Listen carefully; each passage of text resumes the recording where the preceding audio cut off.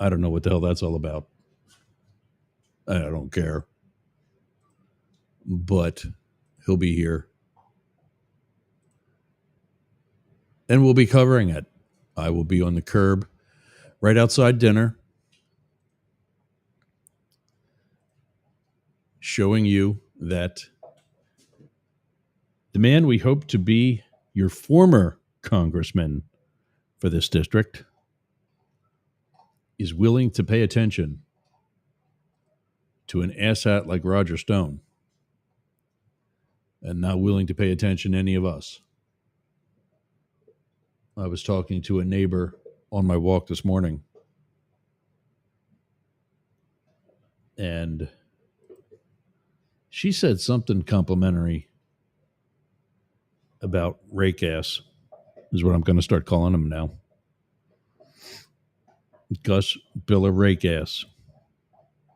I'm not going to be respectful to somebody who's not going to call it back a constituent.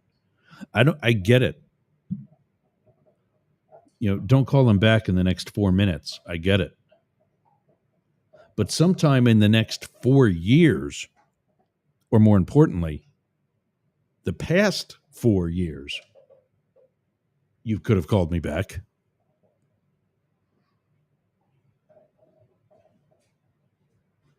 So I guess I'm just going to have to go on with my allegation and the proof that your so-called town hall meeting that you held back in February, Gus, was fake. Yeah. Don't you think it's kind of ironic that he's the only one out of all these town hall meetings where he did some goofy ass mock Congress and nobody objected and wanted to ask questions? Don't you think that's a little ironic? Do you think that the Democrat people who wanted to ask questions, who will get their chance when we host a debate between the Democratic challenger in 2026 and Bilirakis?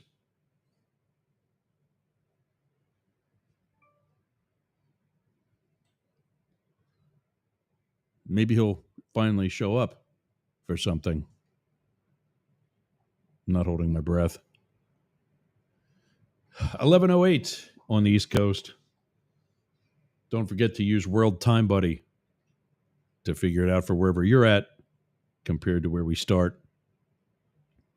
Or if you want to know what time it is here, use World Time Buddy to compare Tampa, New York, DC, Miami, Atlanta, Boston, Philly, any East Coast city with the city that you're at in the world. Really like what World Time Buddy does. And that's it's obviously an endorsement, but it's not a paid endorsement of any kind. I just use it. Good stuff. So today, because Matt is not with us, he's actually, and Dubed has joined us from hotels. He has joined us from inside a rental car while driving safely. Yeah, the fact that he is living his life, I think we're going to forgive him. And we'll see him back here next week. So until then, today's going to be News Friday. We're going to take a look at some stories from down under and up by Canada and Alaska. If you're a MAGA Trump supporter, you may know that state is Russia.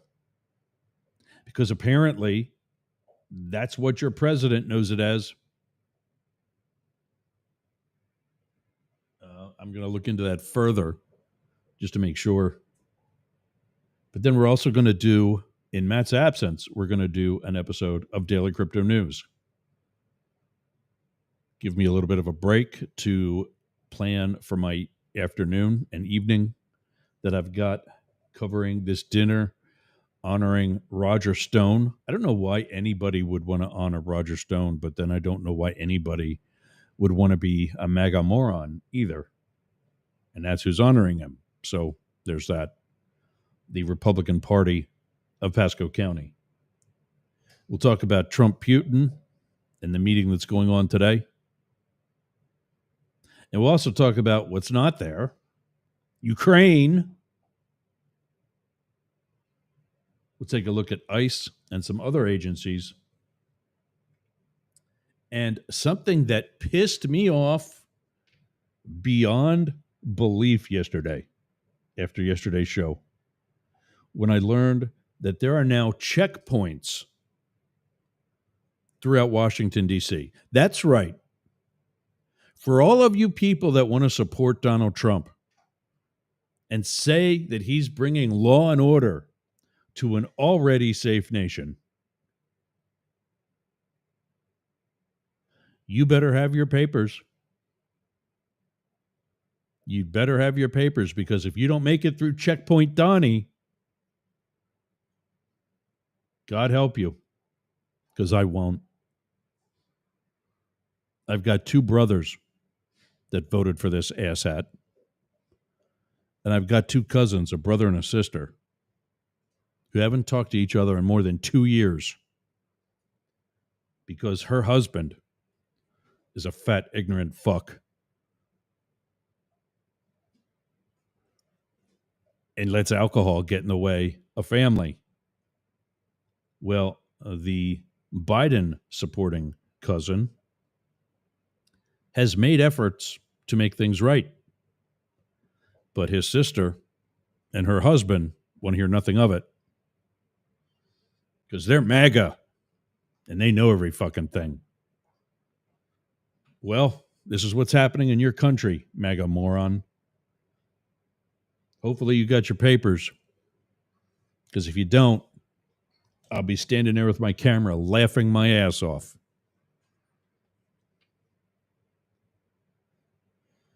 Oh, wow.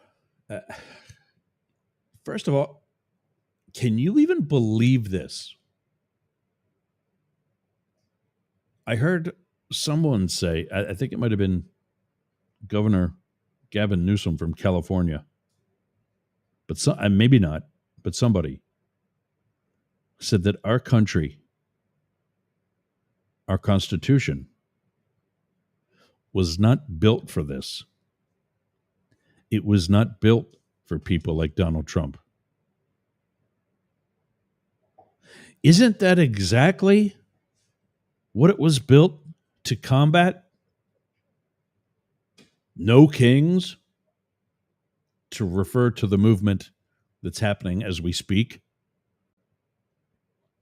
One of the organizations, I'm sure, will be protesting tonight's dinner.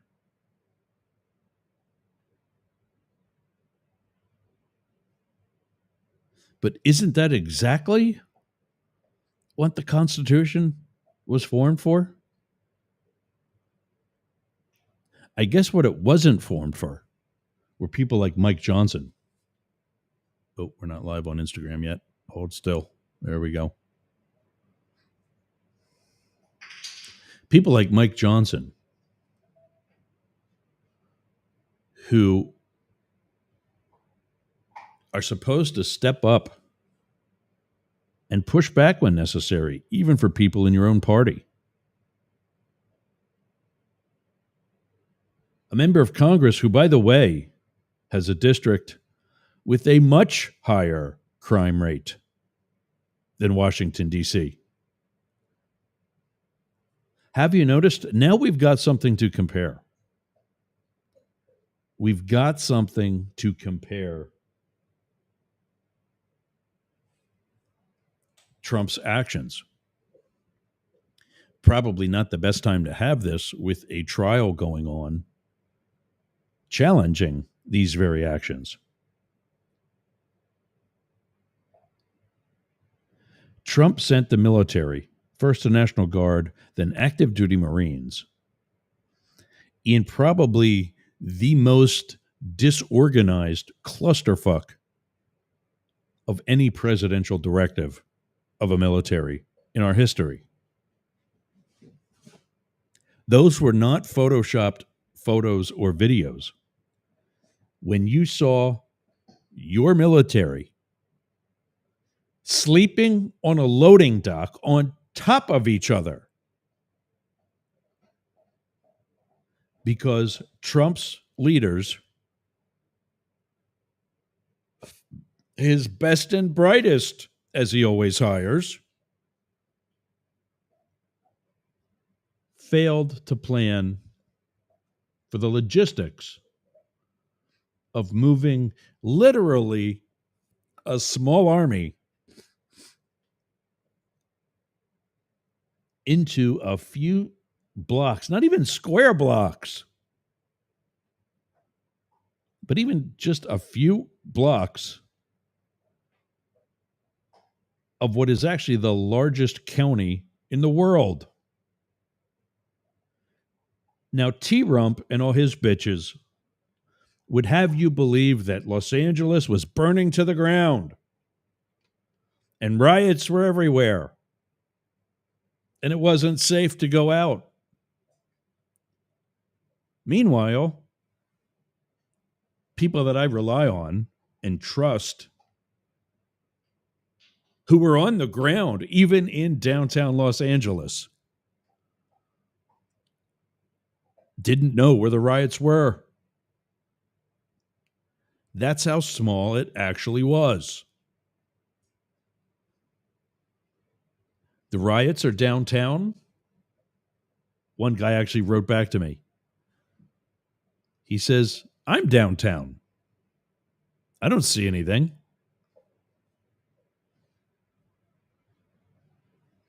I promise you, when I was there for the Black Lives Matter riots, they were less than a block from my house. Some of those rioters, white Republican rich kids from the Republican county of Anaheim, whatever, Orange County, from the area of Anaheim to the south, the ones looting the Mac store down the street, they parked right in front of my house. One guy tried to park my driveway closed. I said, you see that Suburban? It's bigger than your BMW. I need to leave for work soon. Probably sooner than you are going to leave. I would park somewhere else.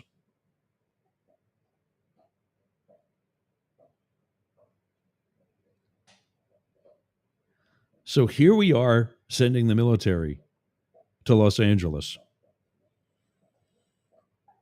And if you think that it was a Democratic city in a Democratic state, and that didn't matter, well, then let's look at what our country looks like right now.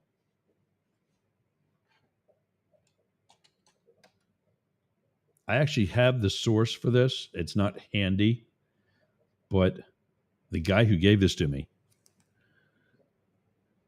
is a guy named Phil Repko, is one of my English teachers from high school. And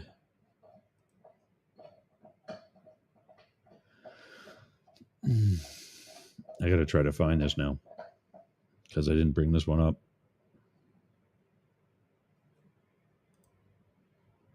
Darrow Gene Johnson mentioned me. Oh, this one. This guy throws this rack of ribs into the water. I guess he's expecting to get an alligator croc or something to latch onto it, and nothing happens. And then the caption of the video is, almost got me. Yeah, you almost got me, but I didn't fall for it. Well, I guess I watched the video, so I guess I did fall for it. Let's do the entire screen.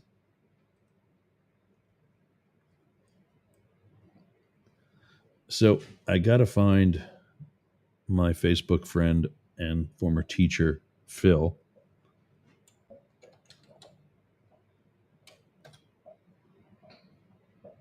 And We're going to have to do some scrolling here, I'm afraid.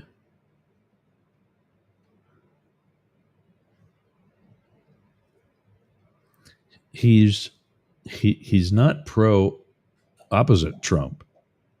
He's just anti-Trump, which is fine with me.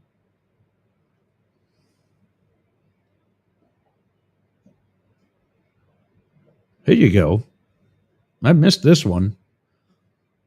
Failed New Mexico MAGA candidate Solomon Pena sentenced to 80 years in prison for orchestrating drive-by shootings of Democrats. There you go, MAGA. Pena.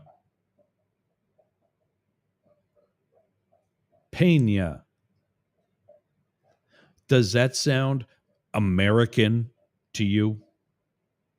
Is it possible that he might know somebody who is deported?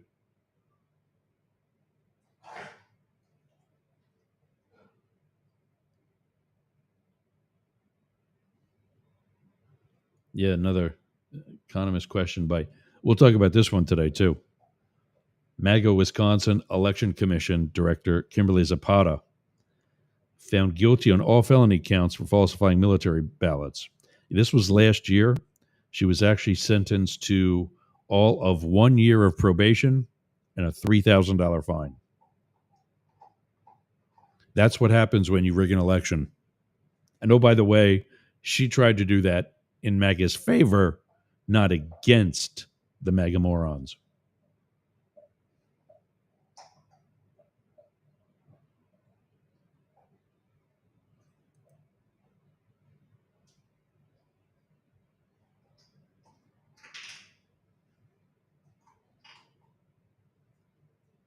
Wow, that looks interesting.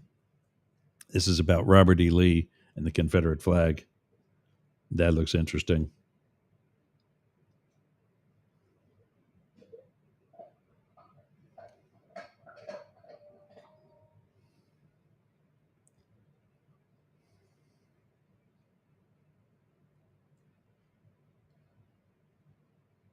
Yeah, I got to take a look at that.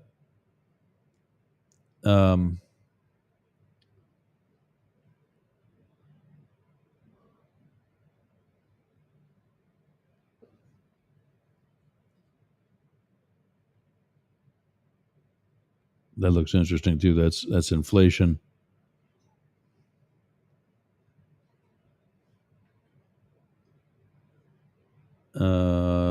This was cool. This was from my old teachers from high school, with Phil being one of them.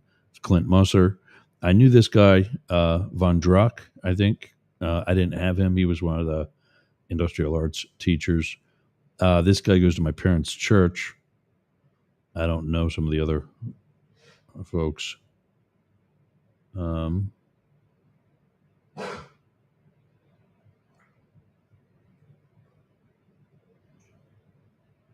Yeah. Smallpox.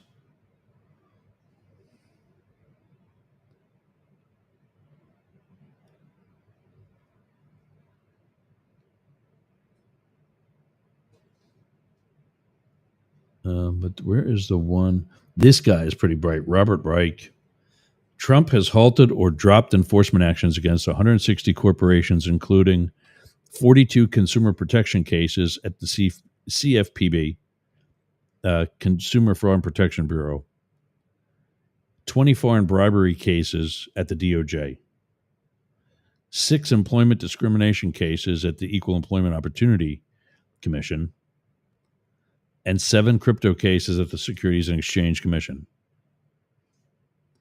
It's a new golden age for corporate criminals. Robert Reich was best known for being part of the Clinton administration. So yeah, clearly he's anti-Trump, but for good reason.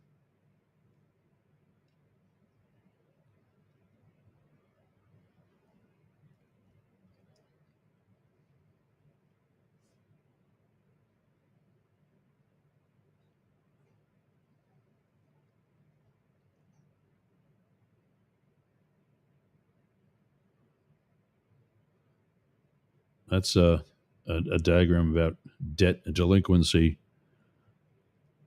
with the entrance of the Trump administration. God damn, where was this thing?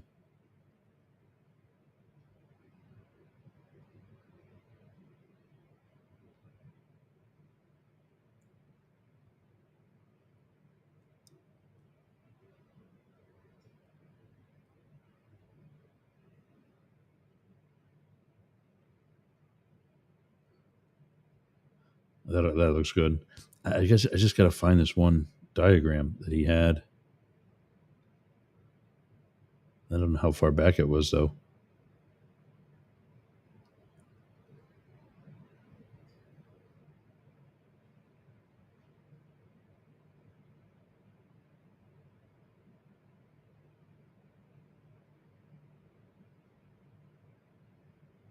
Yeah, there's a bunch of things he said about the vaccines, too, that I think is pretty bright.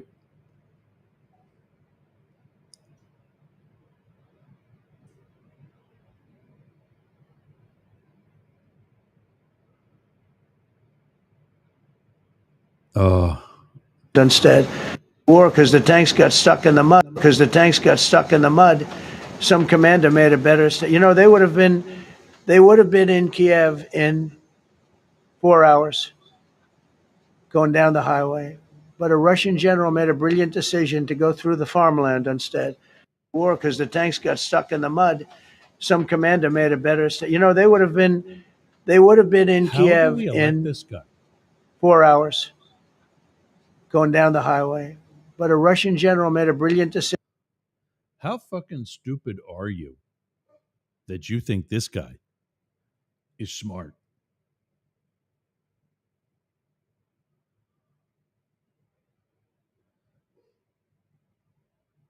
I think I got some dogs that got to go out. Let me play this for you. I'll be right back.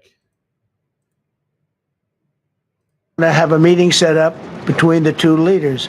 I was a little bothered by the fact that Zelensky was saying, well, I have to get constitutional approval. I mean, he's got approval to go into war and kill everybody, but he needs approval to do a land swap because there'll be some land swapping going on. I know that through Russia and through conversations with everybody to the good, for the good of Ukraine.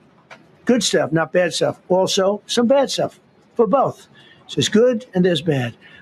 But it's very complex because you have lines that are very uneven. And there'll be some swapping, there'll be some changes in land. And the word that they will use is, they make changes. We're going to change the lines, the battle lines. I can't miss this. Sorry, I got to play this again. They need, but I want to have a meeting set up between the two leaders. I was a little bothered by the fact that Zelensky was saying, well, I have to get constitutional approval. I mean, he's got approval to go into war and kill everybody, but he needs approval to do a land swap because there'll be some land swapping going on. I know that through Russia and through conversations with everybody to the good, for the good of Ukraine. Good stuff, not bad stuff. Also, some bad stuff for both. So there's good and there's bad. But it's very complex because you have. I wonder what Pete Hegseth and Pam Bondi, as much as they're pussies and cowards and can't stand up to this guy, I wonder what they're thinking. You look at the look on Pete Hegseth's face. He's just going like, he's thinking right now, he's going, what the fuck did I do? Why am I here? And what I can't seem to figure out is why he is there for law enforcement press conferences that have to do with whatever crime is happening in DC. Because God forbid a major city has crime, but all the cities we're about to show you that are out in the sticks that are Republican, no, they're fine. We don't need to send the military there, where they could actually sleep on comfortable ground in tents instead of on concrete sidewalk in tents. And now we're at a Trump. I think I'll have a constructive convo with Putin. Well, that's good. Why don't you do that? And stay there while you're at it. Just stay there.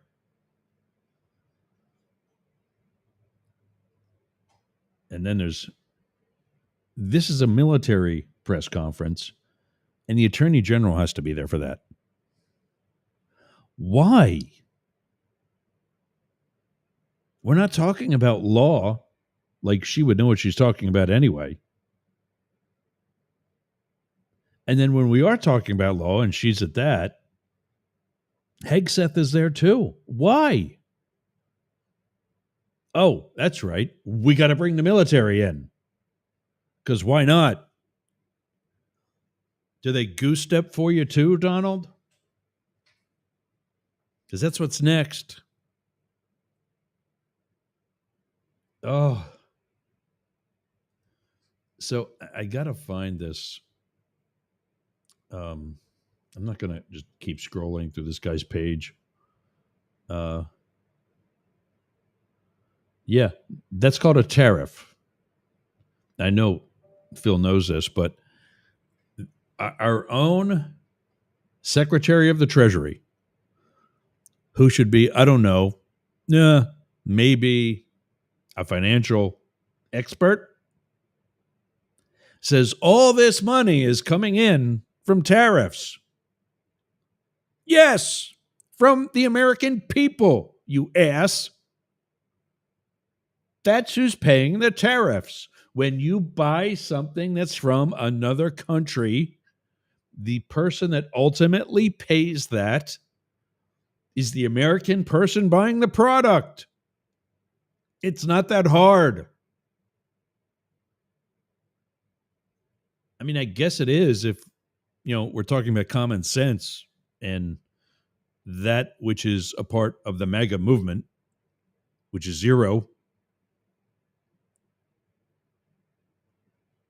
Faye Ramsey checking in from the front lines of the downtown D.C. war zone. There are baby ducks and a lady tap dancing. Send in the guard. And her hashtag is DC statehood now. I wasn't for it because DC couldn't even handle 2 inches of snow when I lived there. That's not a joke. That sent the whole city into a tizzy.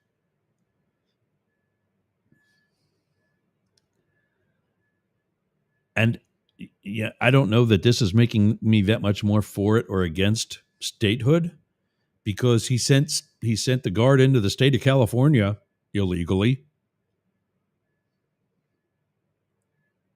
So why would he not do it there?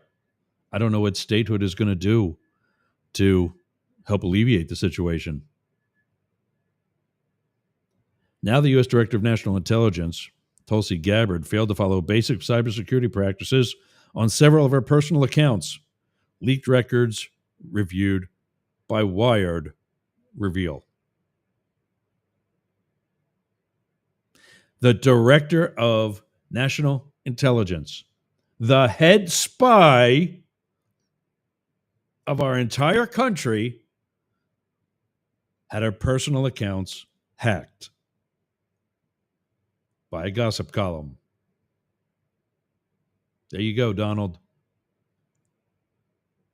These videos aren't... I was having this issue yesterday with Faceplace.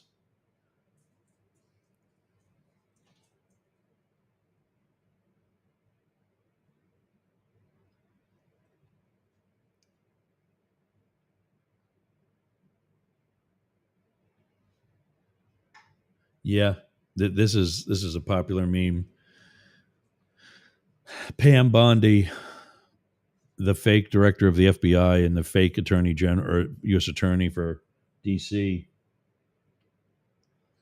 have that same look on their face that they did in the earlier still shot that I showed you. Brian Tyler Cohen did this one. The caption reads, "When you know every word Trump says is false, but the camera's rolling and your mortgage is due."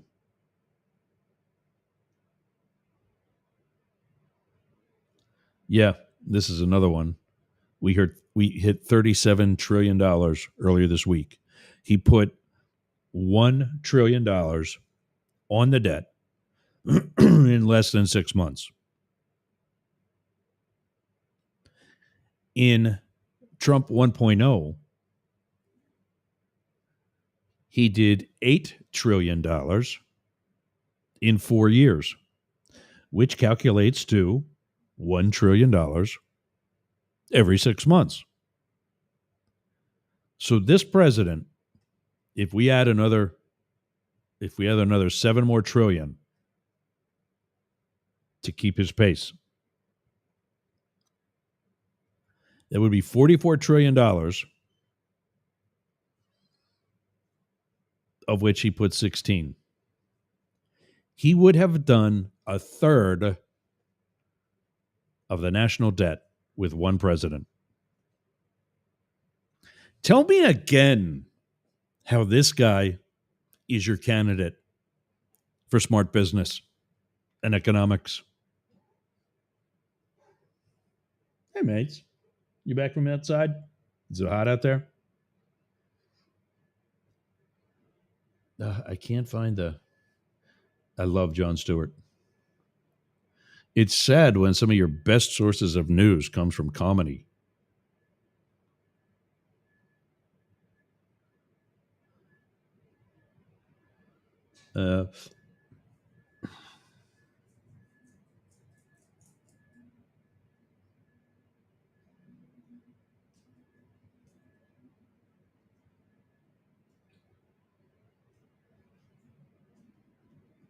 Oh, look at this.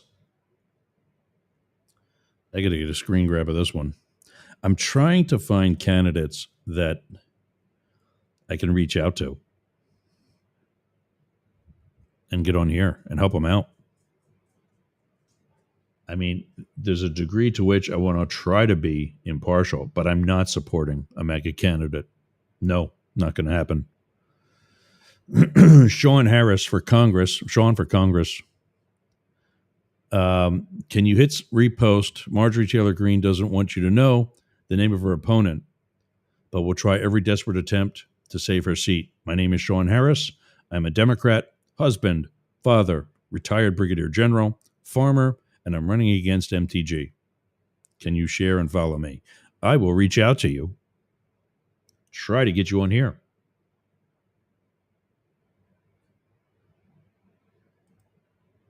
Yeah, I've been saying this too.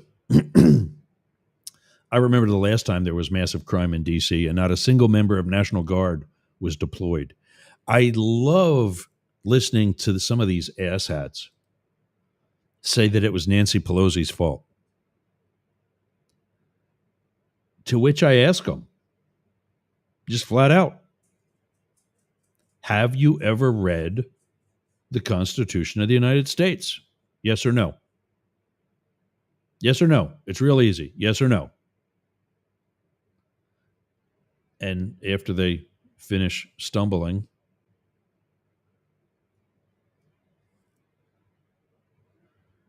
here's 6 goals of the Trump administration in 3 separate posts.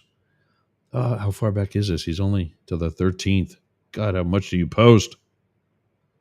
Where the hell was this?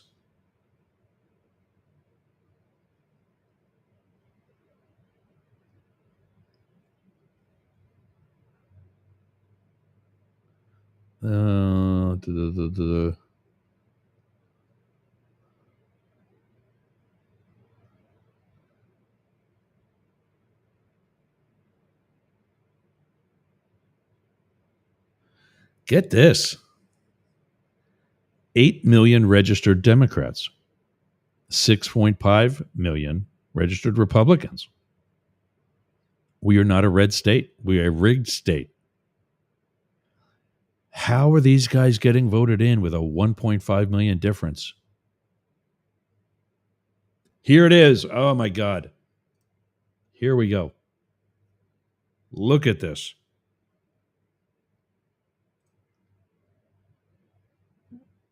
Here's me asking. I love to use the Sign Out the Middle radio show and podcast, but you have a source and date for this info. Great find. He replied back to me, no one was, this is some of his expert friends decided they were going to weigh in. I think he actually messaged me privately with what the actual source was. Let me see if I can find it.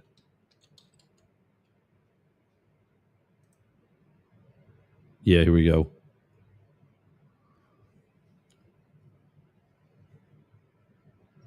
So John Stewart found this, who I would absolutely believe in a heartbeat. He's a journalist in addition to being a comedian. He's got a team of people actually looking at shit like this.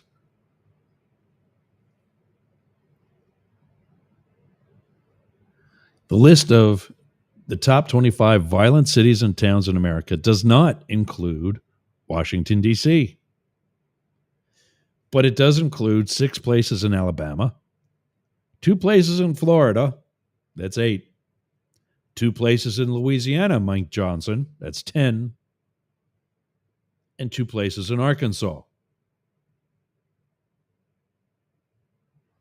Do you believe the lies told to you by a man with 34 felony convictions? So, top 25 violent crimes per 100,000 people. So, this is a ratio, the number of crimes to the population. Anniston, Alabama, 3,434.3. Bessemer, Alabama. Wow. We got to run that military through the South. 2,985. Espanola, New Mexico, 2,934. East St. Louis, Illinois. Oh, there's Pritzker's. 2,751.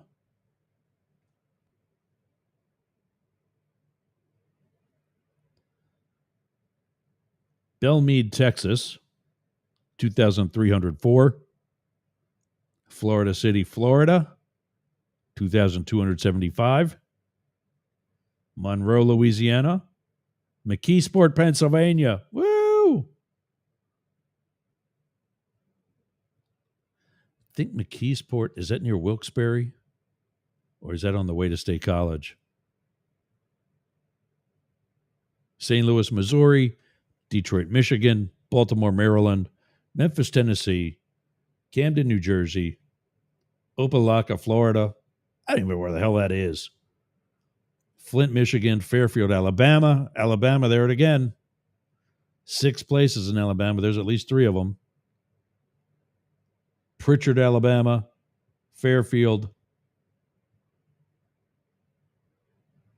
Alexander City.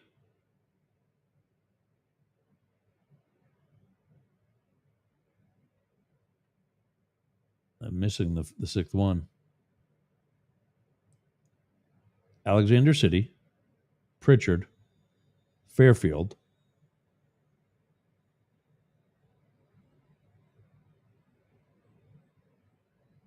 Bessemer, and Anniston. I'm only counting 5. I'm only counting 5 for Alabama, to be clear about that. But 5 versus D.C., not once.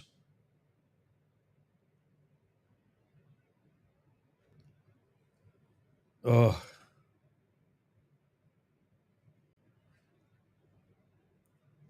There you go.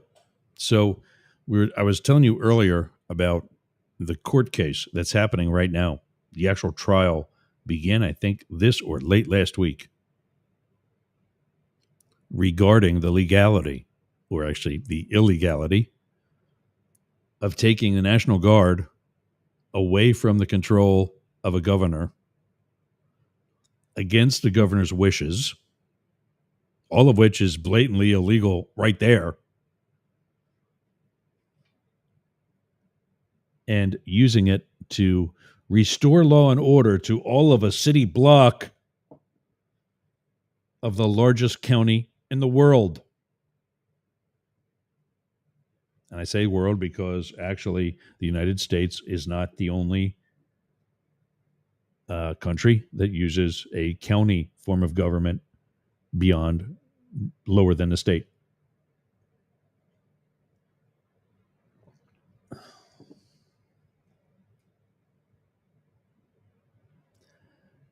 I guess it's all about articulation, right? And in some cases, getting people to believe your bullshit.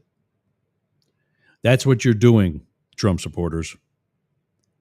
Monday will be my open letter to Trump MAGA morons. If you do not believe me, here it is.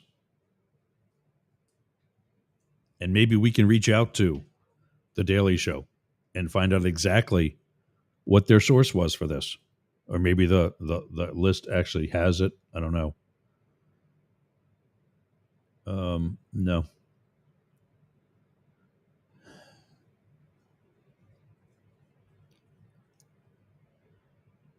So, crime is up in D.C. I lived in D.C. from 2007 to the very end, like the week of Christmas of 2018. 11 years. 11 and a half years, actually. I lived in D.C. I went from walking about 10 blocks from the neighborhood where I eventually bought a house down to U Street, the actual location of the checkpoint you saw on NBC News last night, or 2 nights ago, maybe.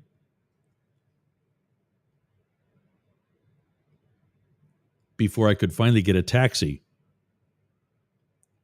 to go home to my brother's place on Capitol Hill.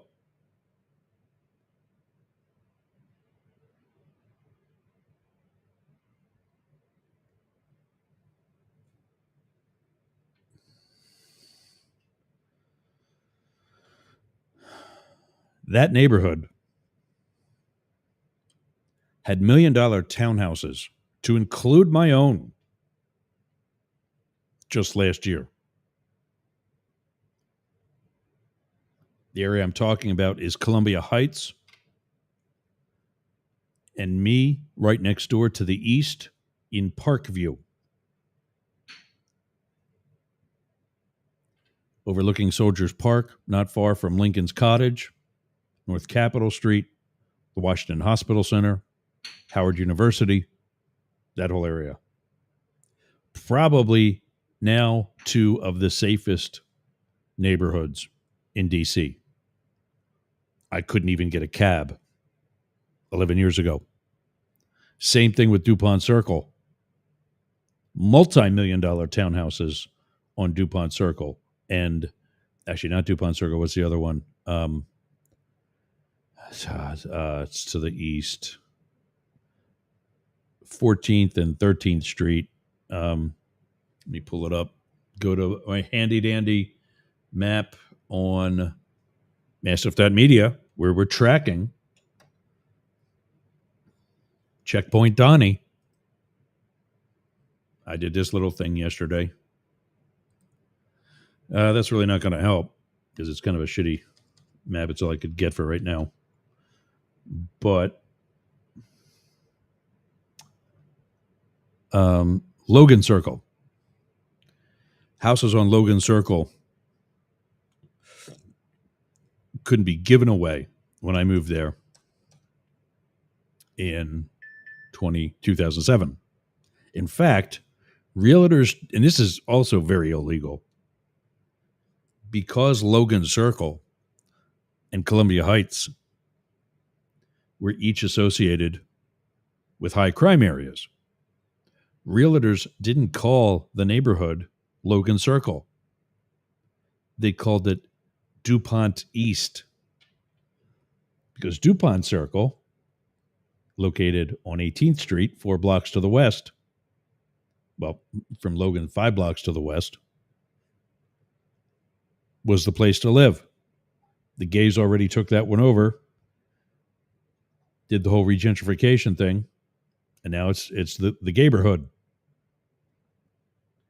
By the time I left 14th Street, and what's that circle? Thomas Circle, I still got it. Thomas is on 14th. Logan is on 13th.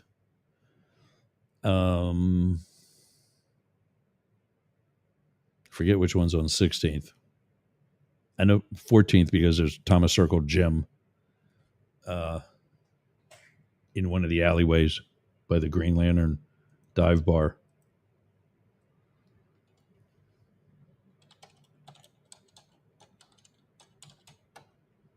Let's do all the circles here.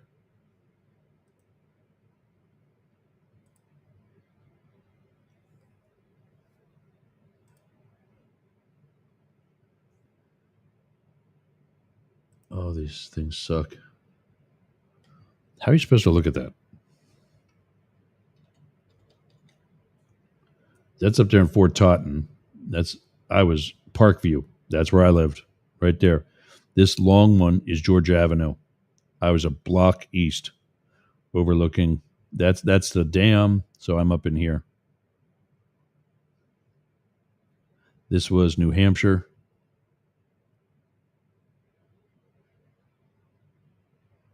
I don't know what that one is. That's New Hampshire.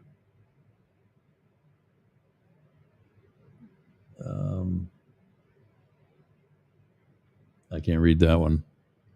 But that would be, they're not labeled. Why would you not label goddamn circles? I never knew there were this many. Jesus. So what these do is they slow down invading armies. That's why there's so many here, like this. And then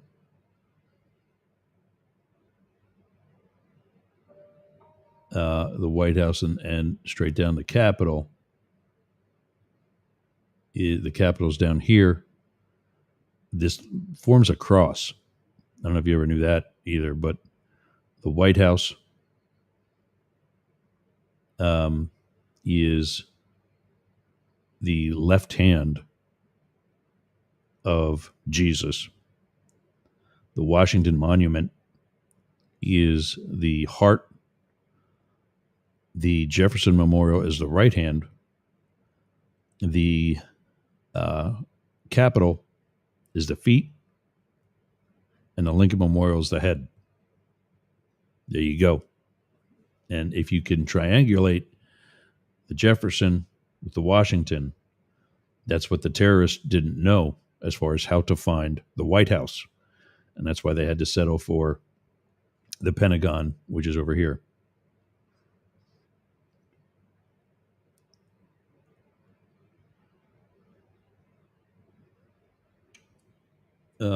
Yeah, but that doesn't really show you easily what the circles are by name.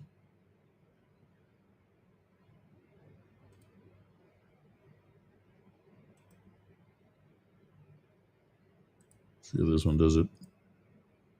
It kind of looks like another one of the same one. Yeah. Just on a different website.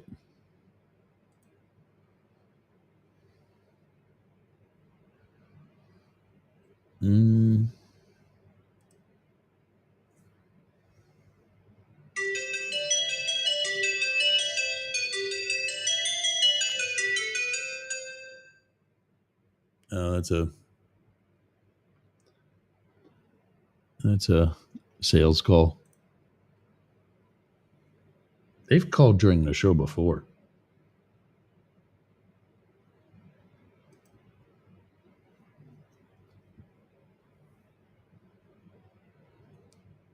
Oh, this is not what I'm looking for. That's the original Thomas Circle.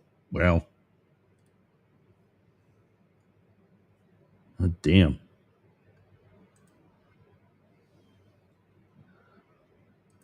So this Thomas Circle is at 14th in Massachusetts. And I'm not sure which one of the letters. Probably also Rhode Island.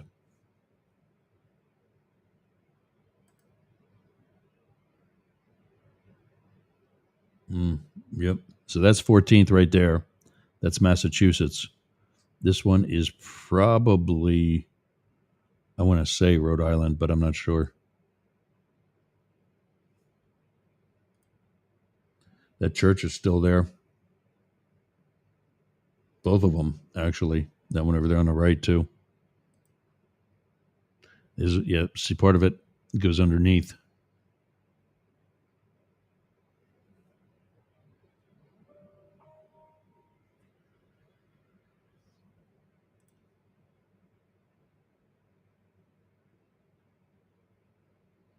I like aerial photos like that.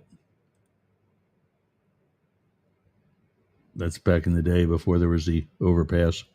See, this inner lane, all you could do is go straight through it, which defeats the purpose of having a circle. What's its nuts? DuPont circles like that.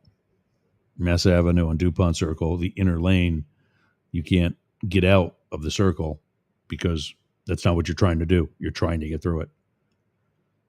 But that defeats the purpose of the circle.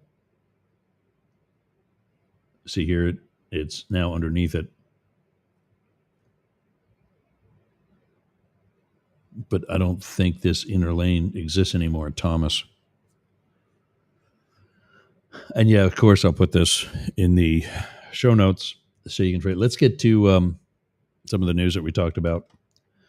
Our Australian friends missed out. They're probably in bed by now, and I'll still get to that. Let me take a break. When we come back, we will do that, just that, get to some Australian news, followed by stuff happening here for hour number 2. This is Up the Middle on the Mastiff Media Network. We'll be back after these words.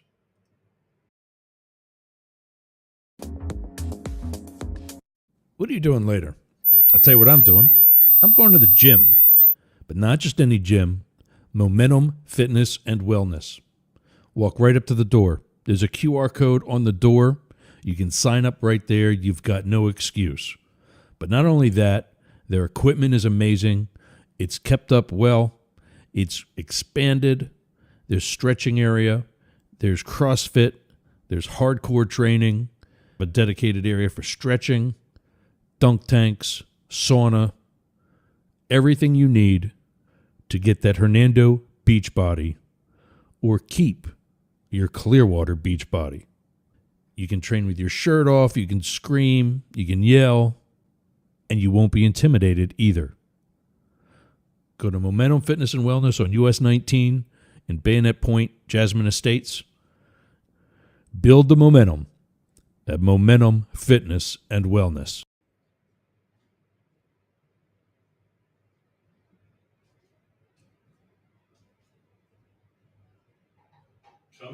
Coming.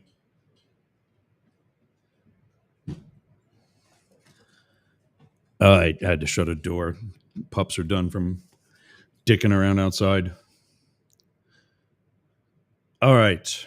Let's see. I got to do a live spot here. Daily crypto news. You're going to hear some of that in this next hour. Daily crypto news. It's what's taught me about cryptos, day investing. Wow. Day trading, crypto investing, blockchain.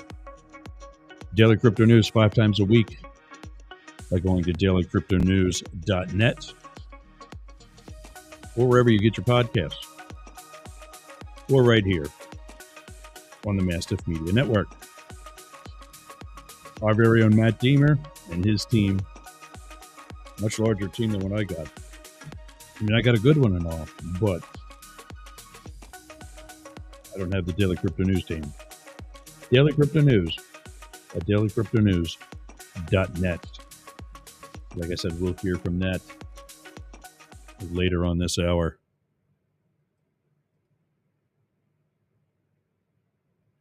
Get rid of that. There we go. Travis Evans from The Point with Travis Evans saying good morning. Good to see you. Superfan Ken also checking in. I I am covering that dinner later this afternoon. And I'm thinking maybe I meet up at your place or somewhere close to your place, whatever you suggest, if you actually want to sell that whiteboard. I was looking at it last night here, what I got here. And I'm like, yeah, I've got one for each show, for the show. I'm way off base for that today. I've got another one for my schedule for the day. I've got a smaller one for like a to-do list. And I could use a fourth one to better plan larger segments like open letters to whoever, other research segments that I do, not just news. So, yeah, I think that would put it on the wall behind me right over there and just leave it on the wall.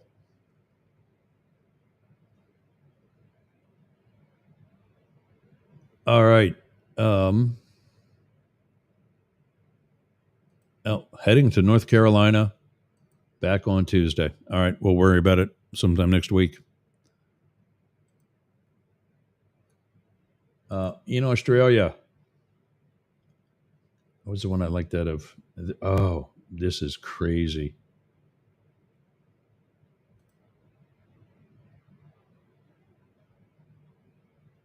I don't know if I'm going to be able to read this or if, I got to subscribe to it. God damn it.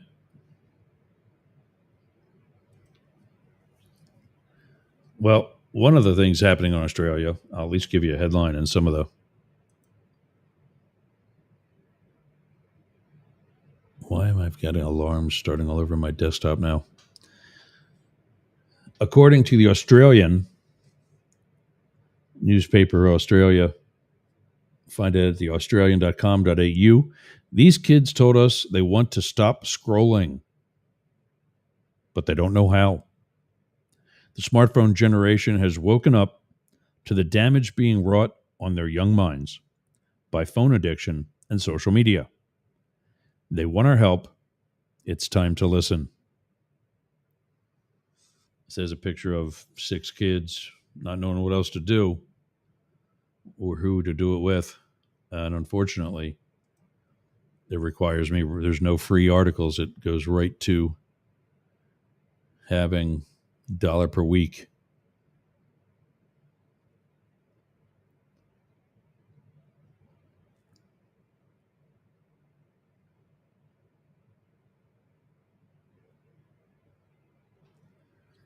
$1 per week for 4 weeks. It's $4. $8 a week for 12 months.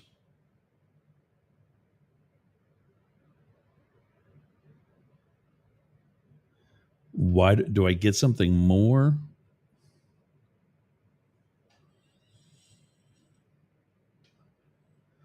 Unlimited access without a digital version, today's paper, daily puzzles.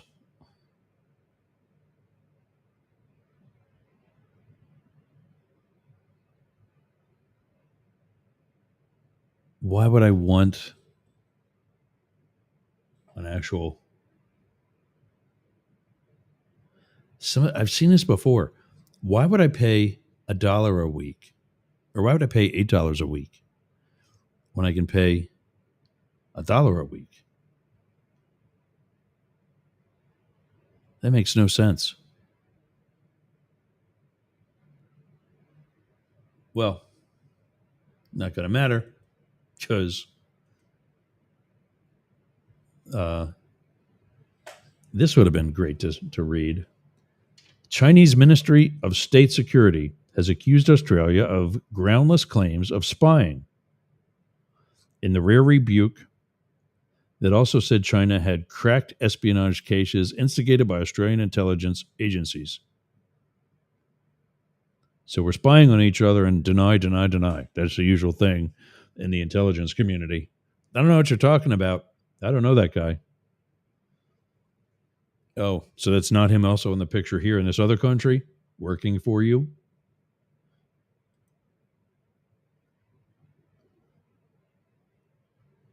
I guess maybe I opened this one first and that's why this is open. Here is oh,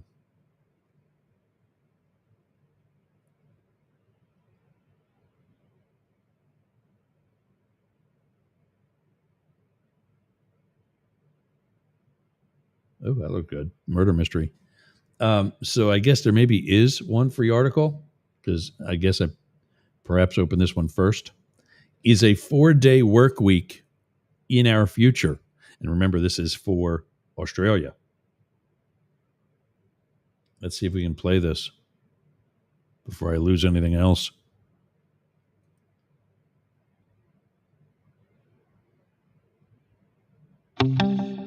There we go. From The Australian, here's what's on the front. I'm Claire Harvey. It's Friday, August 15, 2025. Anthony Albanese believes Australia can help broker peace in Gaza under a Saudi Arabian-led proposal that could see Arab nations send in peacekeepers. Tributes are flowing for the beloved film critic David Stratton, who's died at the age of 85. He wrote reviews for The Australian for more than 3 decades, and you can read all about his life and legacy right now at theaustralian.com.au. A 4-day work week, caps on your super balance, a tax on electric vehicles. These are some of the ideas being floated for discussion at a big shindig in Canberra next week, an economic roundtable that the Treasurer says will help shape his next 3 budgets. Today, political editor Jeff Chambers joins me to work out what's credible and what's crazy.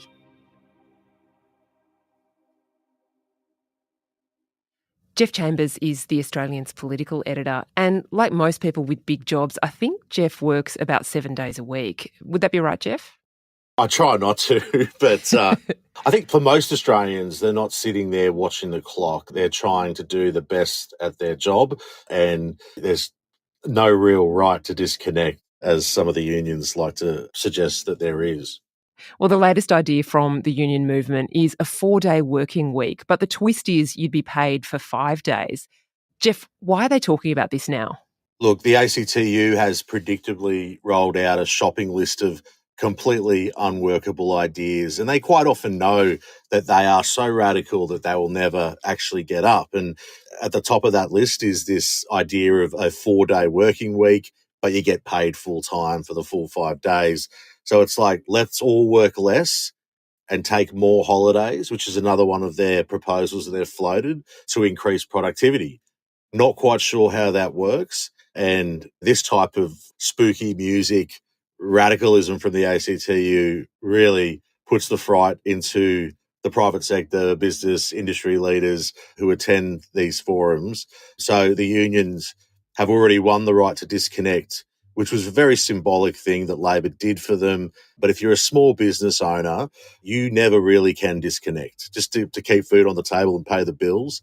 And for that fact, the very staffers and journalists here in Parliament, but the staffers that work for these Labor ministers, they often chuckle to me that there is no right to disconnect for them. So it's all a bit of a show. But that's not all, folks. Sally McManus, the boss of the Australian Council of Trade Unions, the ACTU, is also calling for $25 billion in new or higher taxes, a limit of 1 property for negative gearing, changes to capital gains tax and more. McManus says this is about making life fairer, particularly for young people who can't get into the housing market. Working people can't live where they work, they can't live where they grew up. It is causing an enormous amount of pressure for people, and a really disturbing thing is that a study in New South Wales said that there will be no grandchildren in Sydney because people between the ages of 30 and 40 can't afford to live there. So why are we suddenly hearing all these new ideas? Because on Monday, Treasurer Jim Chalmers is kicking off something called the Economic Reform Roundtable, a summit of business, unions and decision makers aimed at working out how to position Australia for the future. One of the hot issues on the table is artificial intelligence. Obviously, we're on the cusp of a huge change technologically, a big leap forward. They're talking about this as the new industrial revolution, where suddenly all of us are going to have very eager virtual assistants who are helping us do our jobs. Businesses, and the government and the Productivity Commission all say they want Australians to adopt generative AI to start using it. Do you think that is how we're actually going to make the economy more productive now? I think that sort of blanket conversation about everyday workers and businesses using generative AI is probably not that helpful. I think talking about the more targeted applications of AI and what that could practically do to allow all of us to be more productive in our lives, our day to day, both at home and at work, is a more practical way forward. And what does that mean? Well, you really have to actually educate people. And the big boardrooms of the big companies, they've got a whole army of people that are dedicated to understanding it and how to apply it. But then as you get down to those smaller businesses, of which we obviously know there's multi-million small businesses, the art of this whole process is to not leave them behind.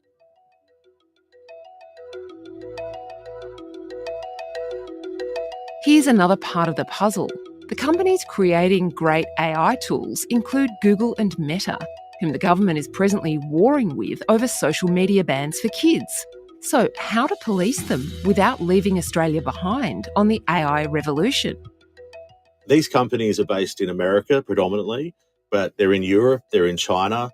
We really are watching what Europe and the US are doing in that regulatory space, and they can't really land it.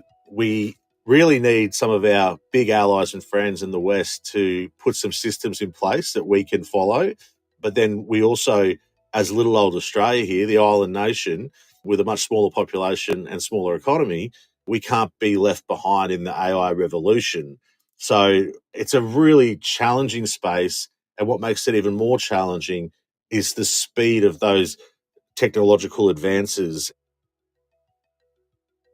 Yeah, I had an example of it this morning. There's a book that I've got to read for work because it's a project that we're working on, and it's a big book. It's 150,000 words. I haven't managed to get around to it yet, but one of the AI tools that we're allowed to use here in News Corp is called Notebook Large Language Model, and you can dump something into it and then tell it to spit out a podcast episode for you. You know, this is scary for people like me who work in podcasts, but this is not something we'd ever publish. So this morning I uploaded the book into the AI and I told it to make a little podcast episode for me and tell me what's happening in this book. What's it all about? Welcome to the deep dive. Today we're unpacking, And it generated 10 minutes of audio with 2 AI voices talking about the book and telling me all the main points and what I needed to know. And why was that significant? Well, they were cheaper, sure, but critically, their visas were tied to their contracts. That made them really... And I could listen to that while I was driving into the office. That's a productivity advance, isn't it? Like, that's how we actually harness this technology. Yeah, I mean, in a really simple sense, you can digest a very complex, long report or video or audio recording, and the technology is actually getting a lot better, even in the space of the last 2 years. So as a journalist, if I'm interviewing someone, and the old-fashioned way was to listen back to the tape and tap out the words, the technology is actually really improving that. It's almost word perfect, but then you can also get a summary, and the summaries are quite good. So that will make you more productive in a really simple way, day to day. Now, when you think about students at school, primary school, high school, university, and when you're thinking about the different professions and how that applies, I think that's the important part of the story. Okay, what jobs become redundant through this process, and how do we adapt to that? Are we happy for a call center to not be based overseas, but to have a really amazing AI set up call center that we feel confident in? And I think confidence in that service and delivery is key to getting more and more Australians to adopt these types of technologies. One of the things that the union movement said when they asked for this 4-day week or put it on their shopping list was that they wanted to be able to reap the benefits of productivity. So this is how workers can enjoy an extra day off a week while AI goes and does some of the tasks that they don't need to do anymore. This is a really interesting political issue for Jim Chalmers to manage now, isn't it? He needs the unions to be on board with the adoption of AI, presumably. But if their idea is great, we can all take a day off, is that useful for him? We're in such an uncertain space in terms of understanding what an economy-wide effect AI has. I think if you're a government or a treasurer and you want to speed up your clean energy revolution to hit your climate and renewables targets, if you want to unlock more housing quicker, if you want to simplify environmental processes and laws, simplify bureaucracies, I think that for him is a really big top priority is, okay, we've got this ridiculously antiquated system where we can't get approvals through quick enough. I think there are some genuine divisions in the government in relation to a regulatory environment, whether you let it rip or whether some of those checks have to be in place. It's really challenging to actually impose regulations, expect results from those regulations and penalties without holding the country back. So it's a very tricky situation for Jim Chalmers. Coming up, what about taxes on electric vehicles?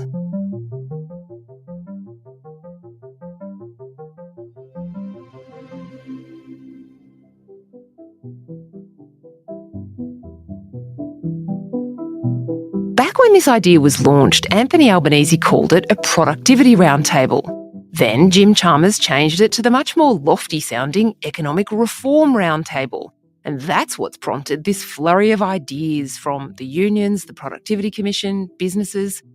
Now the government's saying this will just be an ideas forum. They're not committing to anything. One possible outcome is a road user charge, basically a tax on electric vehicles. The states and territories want this to replace the fuel excise that drivers of petrol cars pay. That's a huge source of revenue that's dwindling as EVs become more popular.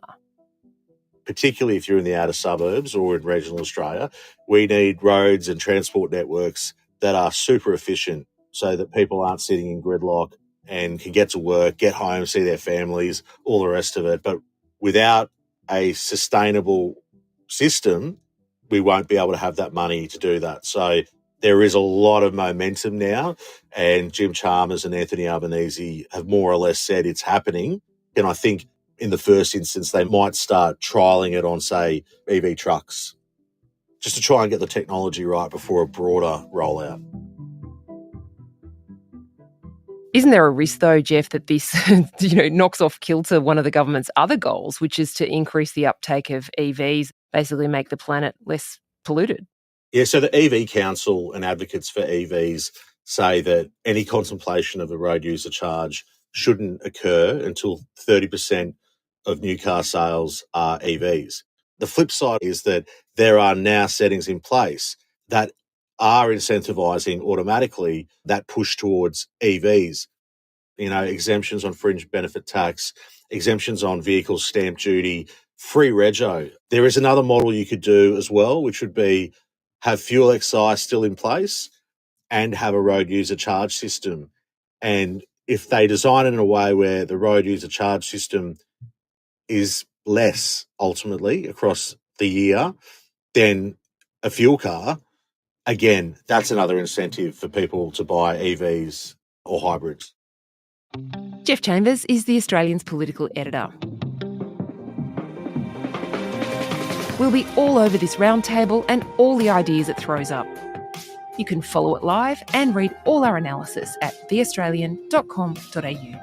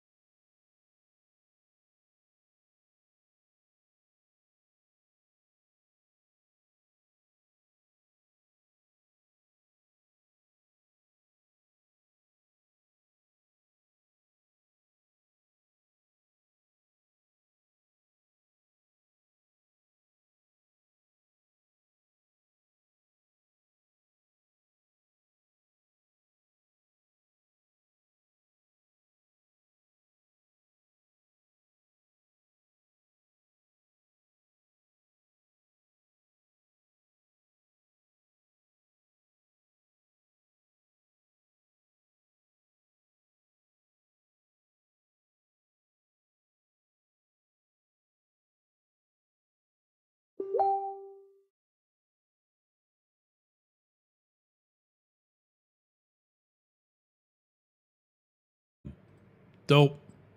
All right. Had myself muted on the board. Thanks for the heads up. So, did you hear the story?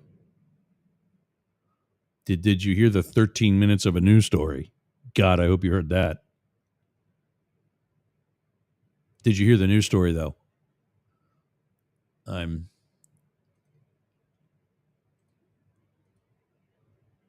Yeah, we heard the story. Okay, cool. Good. So what I was saying, the ACTU is pushing for a shorter work week. We actually used that in law enforcement, in police work, where you're doing 24-hour coverage shift work.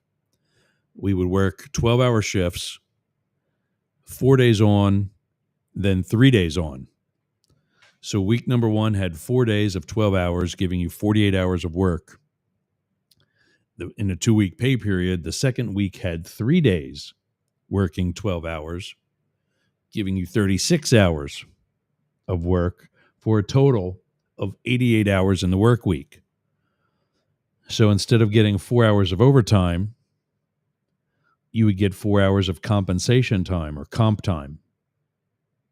And you could bank that and take time off at your request so that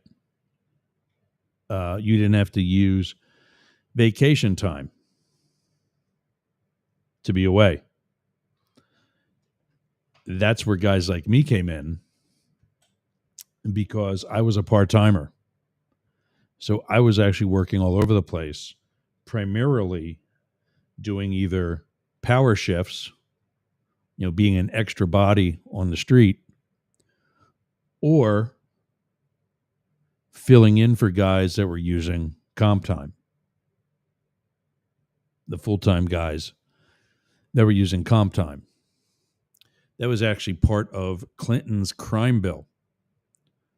It was that crime bill that paid that department to send me to the police academy, paid me while I was in the police academy, and also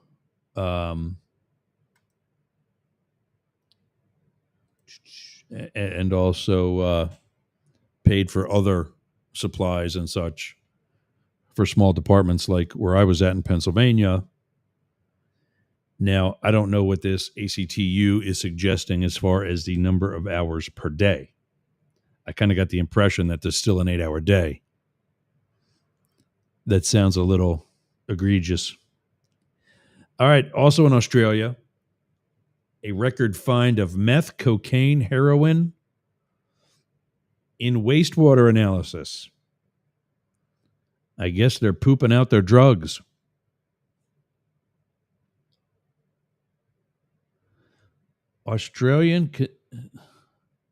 Is this really what I'm reading?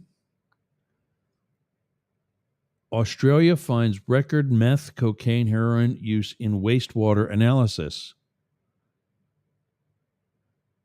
Australians consume drugs with a street value of about $7.5 billion, representing a 34% rise in annual consumption. Good for you. Party on.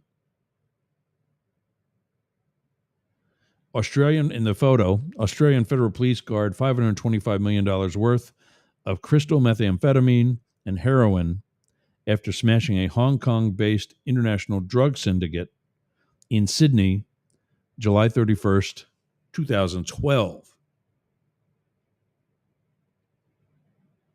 There's been a sharp rise in drug use among Australians, with cocaine, methamphetamine, and heroin consumption all hitting record levels, according to the Australian Criminal Intelligence Commission's latest wastewater analysis. I guess you are discarding your piss and would no longer have a reasonable expectation of privacy. Published on Friday, the ACIC's annual report revealed that Australians consumed an estimated 22.2 tons of methamphetamine, cocaine, heroin, and Molly, MDMA, commonly known as ecstasy. So actually, that's not commonly known as ecstasy. MDMA is commonly known as Molly, a wrenched-on watered down version of Molly is commonly known as ecstasy. Don't ask how I know that. We get trained on it, the federal government, for God's sake. I can see my mom getting all pissed off. This represents a 34% increase on the previous year's findings, with a marked increases in the consumption of cocaine, 69%, MDMA, 49%, methamphetamine, 21%, and heroin, 14%. The drugs had a combined estimated street value of 11.5 billion Australian dollars, about 7.5 billion US, according to the ACIC. Meth alone counted for 8.9 billion Australian dollars, about 5.8 billion US, or 78% of that total.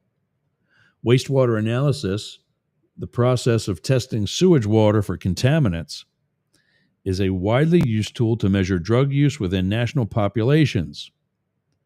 The data was collected from Australia's capital cities and regional sites covering some 57% of the country.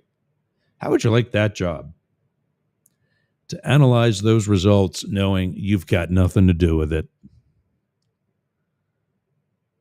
The increase in drug consumption reflects the recovery of these illicit drug markets following the impact of COVID-19 restrictions. It added that transnational and domestic serious and organized crime groups have rapidly reestablished and expanded their operations following the pandemic. ACIC Chief Heather Cook said crime groups are exploiting high demand for illicit drugs in Australia, where they are maximizing profit at the expense of the community's security and well-being. The 2.2 ton increase in national meth consumption is concerning because 12.8 tons is the highest annual level recorded by the program, and the drug causes significant community harm. Similarly, there has been a large increase in national cocaine consumption, also to the highest annual level recorded by our wastewater program. Wastewater was also tested for alcohol and nicotine, which remained the most consumed lawful drugs, as well as cannabis and ketamine. Cannabis remained the most consumed illicit drug among Australians, with higher average consumption in regional areas than in capital cities. Capital cities, however, recorded higher consumption of cocaine, MDMA, heroin, and ketamine. The Northern Territory has the highest increase in meth, cocaine, and MDMA consumption, according to the report, while Tasmania recorded the highest increase in heroin. The increases in meth, cocaine, and MDMA consumption are likely to continue up to 2027, according to ACIC modeling.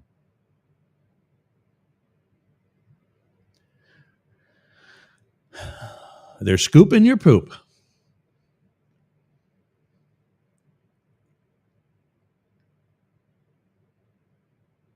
Interesting. It looks like some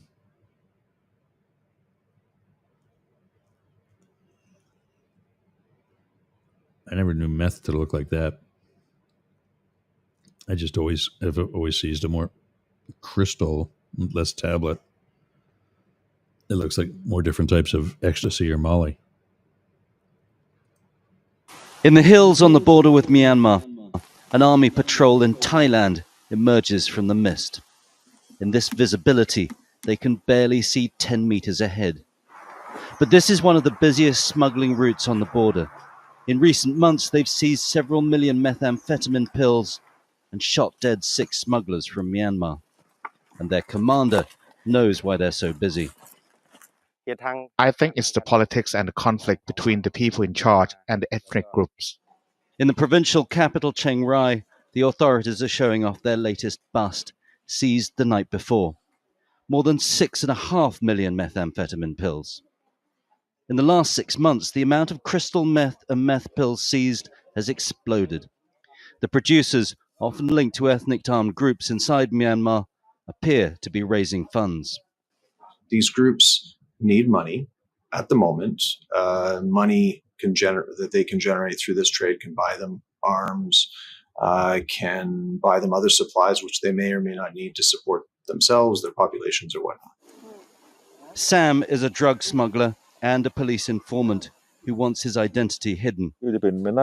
He says that although the amount of drugs being intercepted has increased sharply, far more is getting through, and even more than that is waiting to come across the border. I cannot even guess the amount of drugs that are waiting to be delivered, but I know that there are tons of them. The producers can produce whatever amount of drug that the client wants, and the cost of production is so cheap. Can the Thai authorities stem the flow of drugs? They say they know where the drugs are coming from, but with fighting between Myanmar's army and ethnic armed groups, no one over there is thinking about stopping smugglers. The Thai army try and make regular patrols down this river, heading towards the Golden Triangle. This is Myanmar, this is Thailand. But they say often during the dry season, there's so little water, their boats can't get down, but the smugglers can just walk straight across. 12 hours after this patrol, nearly 9 million meth pills were seized just downriver. A brief interruption in the flow of illegal drugs into the country. Tony Cheng, Al Jazeera, on the Thai-Myanmar border.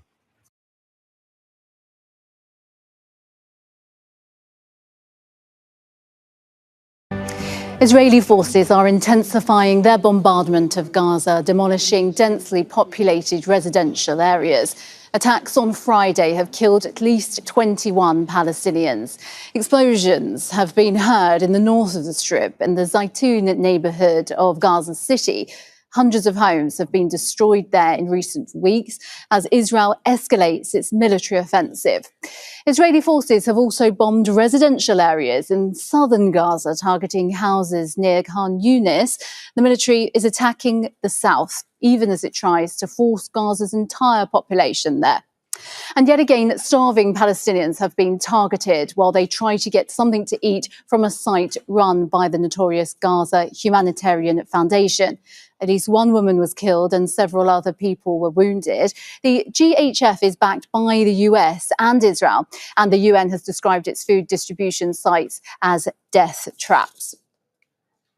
Well, Tarek Abu Azoum joins us now from Deir al-Balah in central Gaza. Tarek, concentrated attacks on the Zaytun area then?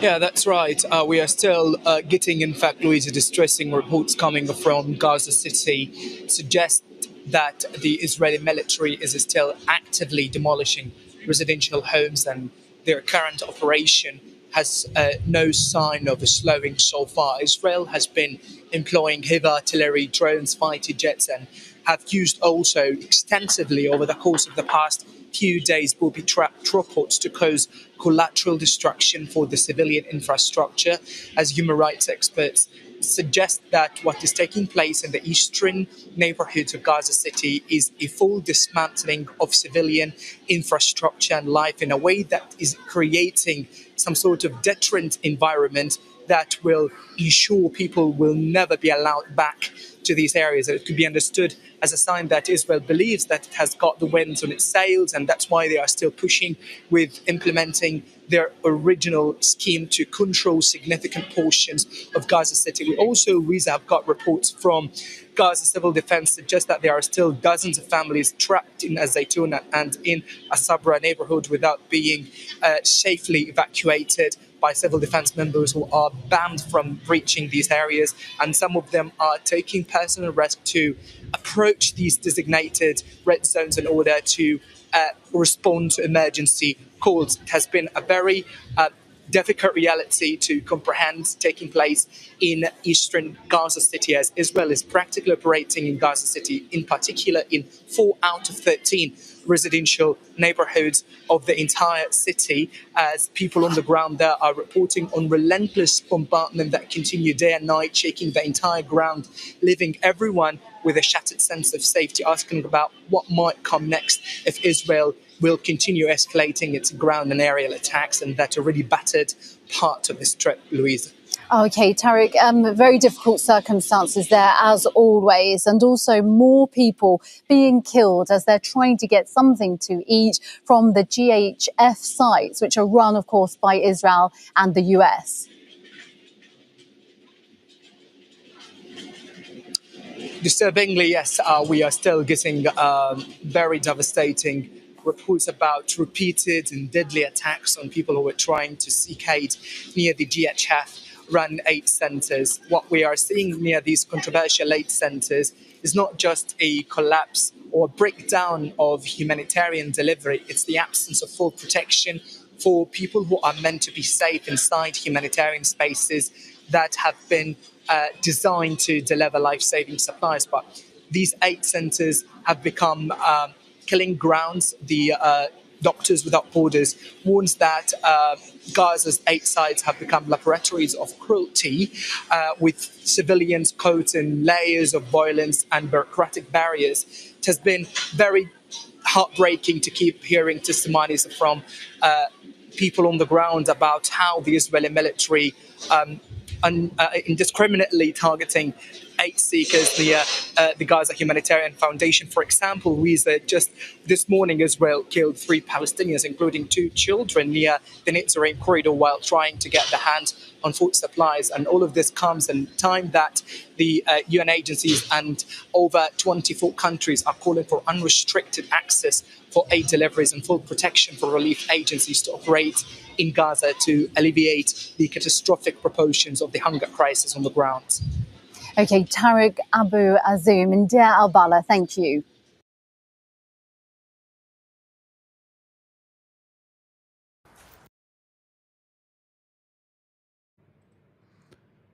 So that was kind of a surprise, but I'm glad that Al Jazeera covered that, because that's something else that's been pissing me off. I don't understand the support for Israel, not with what they're doing right now. You can't tell me that what they're doing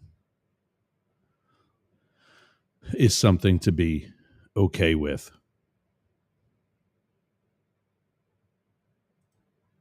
It's no.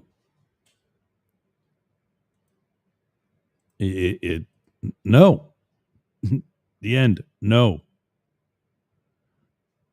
I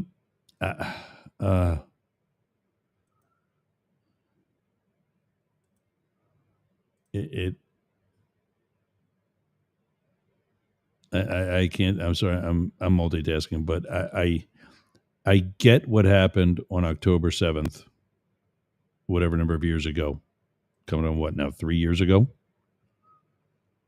was not okay. But that was Hamas.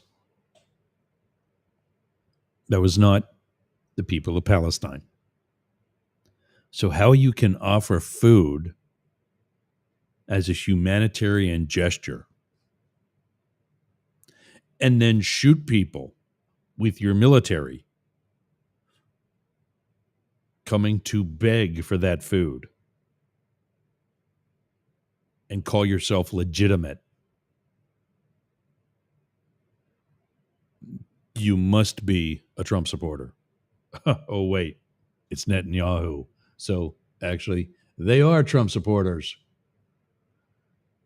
Go figure. I want to also today play a recent Daily Crypto News. And this one is one that we actually talked about. We'll just put this up there for the cover. That's dailycryptonews.net. This will be Treasury Secretary Bessent and his bullshit story from the other day.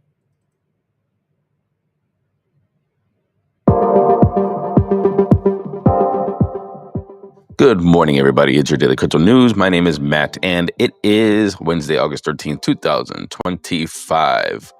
I hope you had a good time with Kyle yesterday. Again, I just love listening to Kyle's shows. Not only is he getting better, we had a comment on Spotify that says, Kyle's getting pretty good at this, and I am enjoying the show. So good job, Kyle. Thank you very much for always giving us some extra. The thing is, I like he has different interests than I do. I am definitely more geopolitical, definitely more macro, definitely more political. And he is much more tech, DeFi, smaller cap coins, a little bit more about the data, the tech, if you will. And so I think it's a good compliment. What do you think? Leave comments in the show notes or on Spotify, on Substack. If you're not following our Substack, then you should be. dailycryptonews.net. Let's get into it. U.S. Treasury Secretary Scott Bessent, he said that the Federal Reserve should consider a 50 basis point rate cut in September. And this is after revised jobs data showed 258,000 fewer jobs in May and June than initially reported, and inflation came in lower than expected. He argued that if the real numbers had been known earlier, cuts would have started in June or July.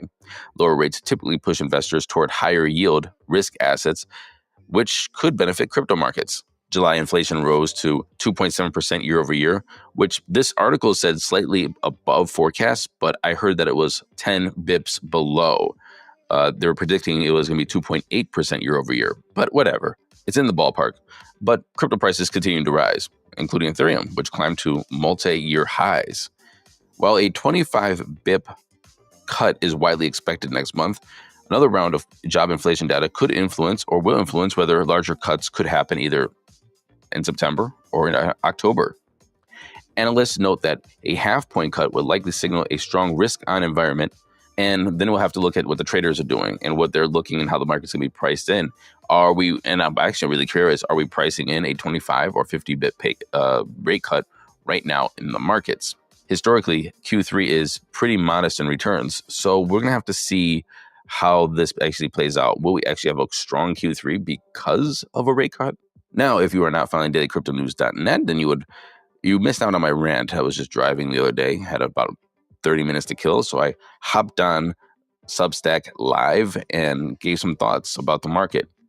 And I'm calling it right now. And these rate cuts, here's the thing, is I think that there's a lot of red flags, a lot of negative economic signals that are being just triggered and flashing red right now. And the rate cut talk right now isn't just about, hey, let's get more people to buy homes. It's, hey, let's try to bolster this economy until the midterms so we don't go into recession before the midterms. To be perfectly honest, I think that's what it is, because the numbers aren't adding up. The math isn't mathing, if you will. There are more sellers than buyers for houses. Now, again, there's nowhere near anywhere like in 2008.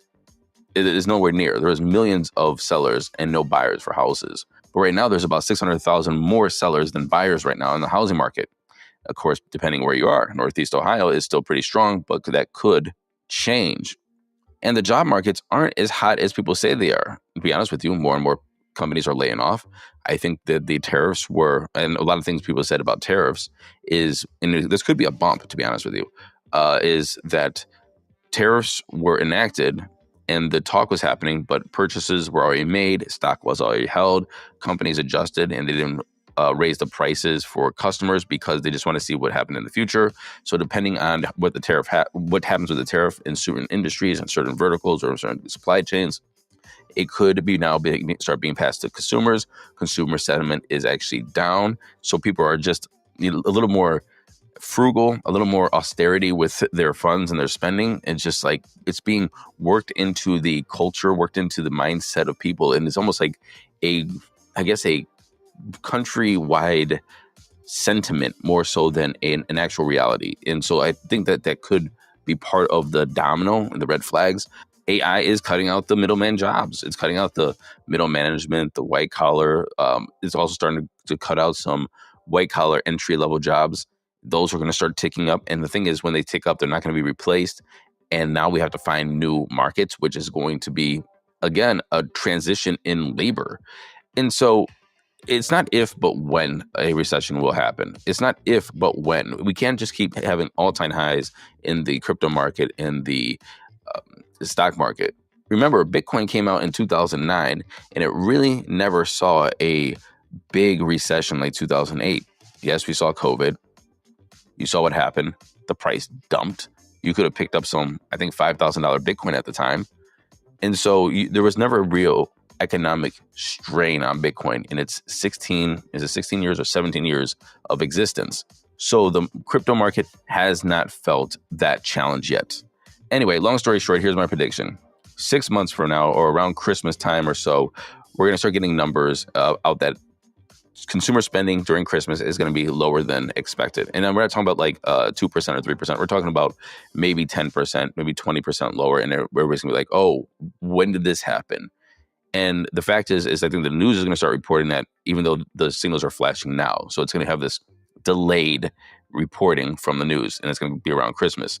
After that, we're going to have rate cuts, and we're going to have some kind of like super panic from, the federal government to figure out how to fuel the economy, even though they're going to try to do it now. And then 12 to 18 months from now, we're going to have a full-blown recession. And I think it's going to be as bad as or worse than 2008, because I do feel that all of this is pulling levers, like when it comes to devaluing the dollar, future rate cuts, is all going to be levers trying to stop what's going to happen. And I think that we already tried to stop what's going to happen before when it comes to passing infrastructure bills, and that money is still being worked out of the market. So the infrastructure bill, the Build Back Better bill, that just basically flooded economies. For like in Ohio, we have building projects when it comes to roads and bridges and stuff like that. That's jobs, but that's printed money from the government, not actual economy. As of right now, that's what I'm seeing. This is not financial advice. This is some dude that's honestly sitting on his brother's guest room bed that has a podcast. But this is what I'm seeing. If the data changes, the numbers change, then I will change my opinion. Last thing I will say is, where is the economy? Are we actually seeing big gains in manufacturing? Are we seeing big gains in textiles, in energy production, in any of those sectors? Or is it just the Mag 7 and AI? And if that's the case, then where is the Mag 7 and AI getting their stuff produced? I know we have like Tim Apple saying that they're going to come back and produce things here, or, NVIDIA chips and giving 15% of their sales to China. All of that stuff. Is that enough to boost and support the U.S. economy? That's the real question. I beat this to death. Let's move on. AI protocol Cubic claimed it briefly took control of Monero through a 51% attack, saying that it mined 63 out of 122 blocks in a 4-hour window, and framing the action as an experiment to help privacy blockchain defend itself in future threats. If you don't know, a 51% attack allows the controlling entity to potentially manipulate transactions or double spend coins. Some experts, including those at the AML Bot and Horizon Labs, questioned whether the takeover was sustainable or fully successful. And they noted that there was lack of independent verification, and there was no evidence of large-scale blockchain rewrites. Others, like Blockchair CEO, pointing to the data showing deep chain reorganizations as proof of low-impact but successful attacks. Cubic's leader said that the move was intended to prepare Monero for possible government attacks, but maintaining majority hash power would cost an estimated $75 million per day and could drive other miners away.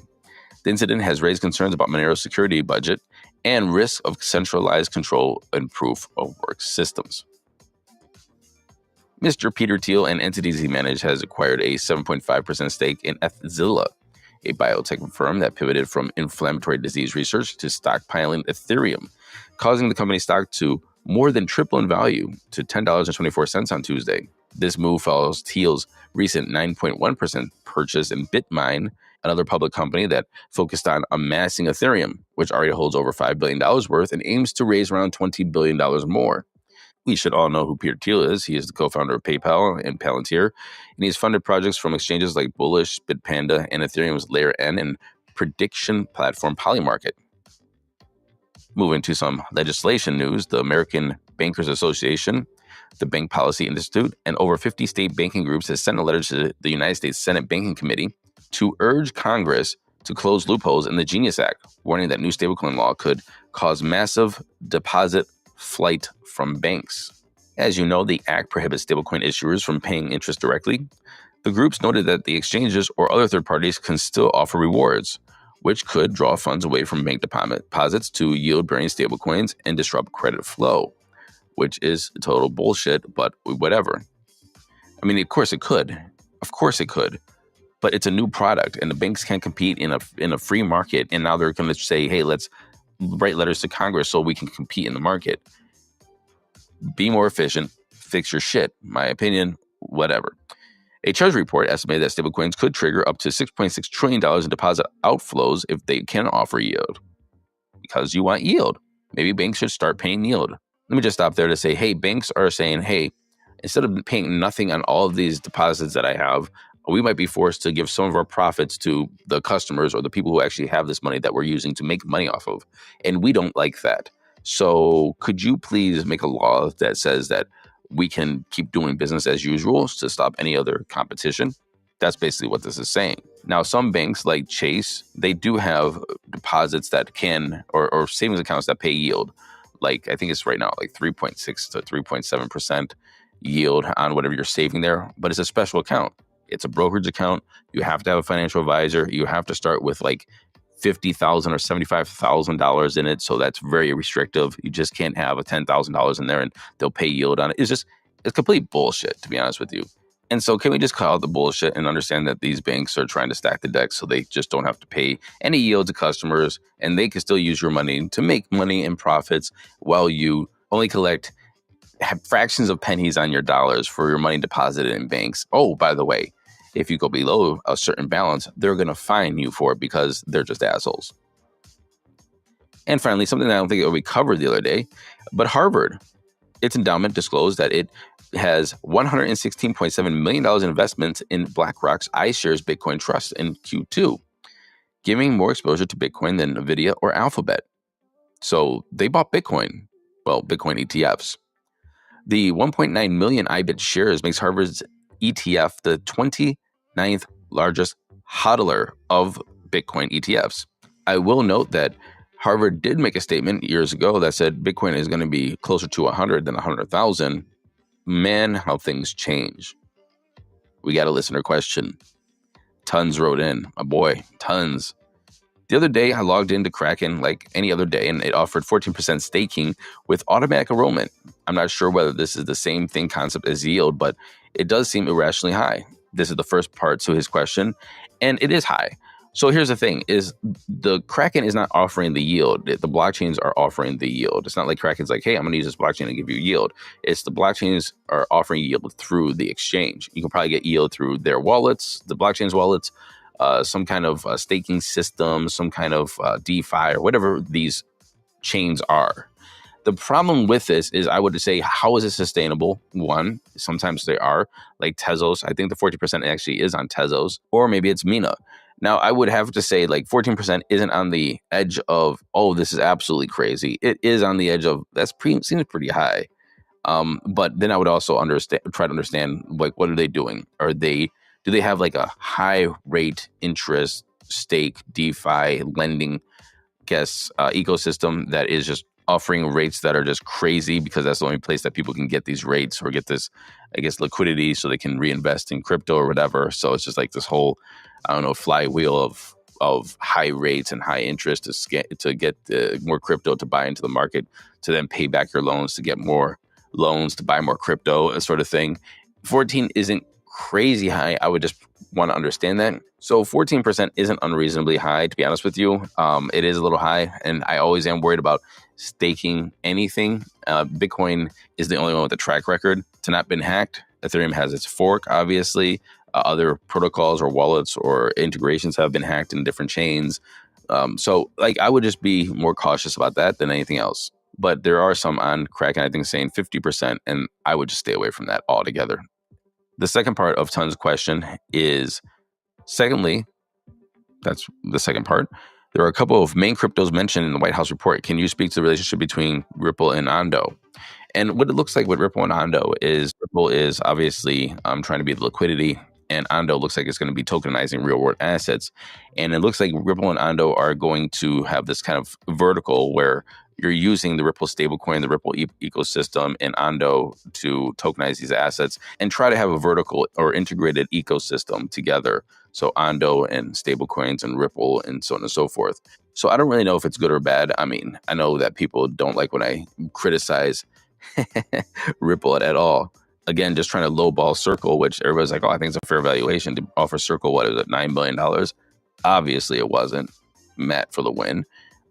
This is another time where I think Ripple's trying to find product market fit and how Ripple services can be used. And I think they're trying to find these partnerships and create these ecosystems that currently don't exist because they didn't build them out or other people built them out and they're trying to compete with other people for possible future market share.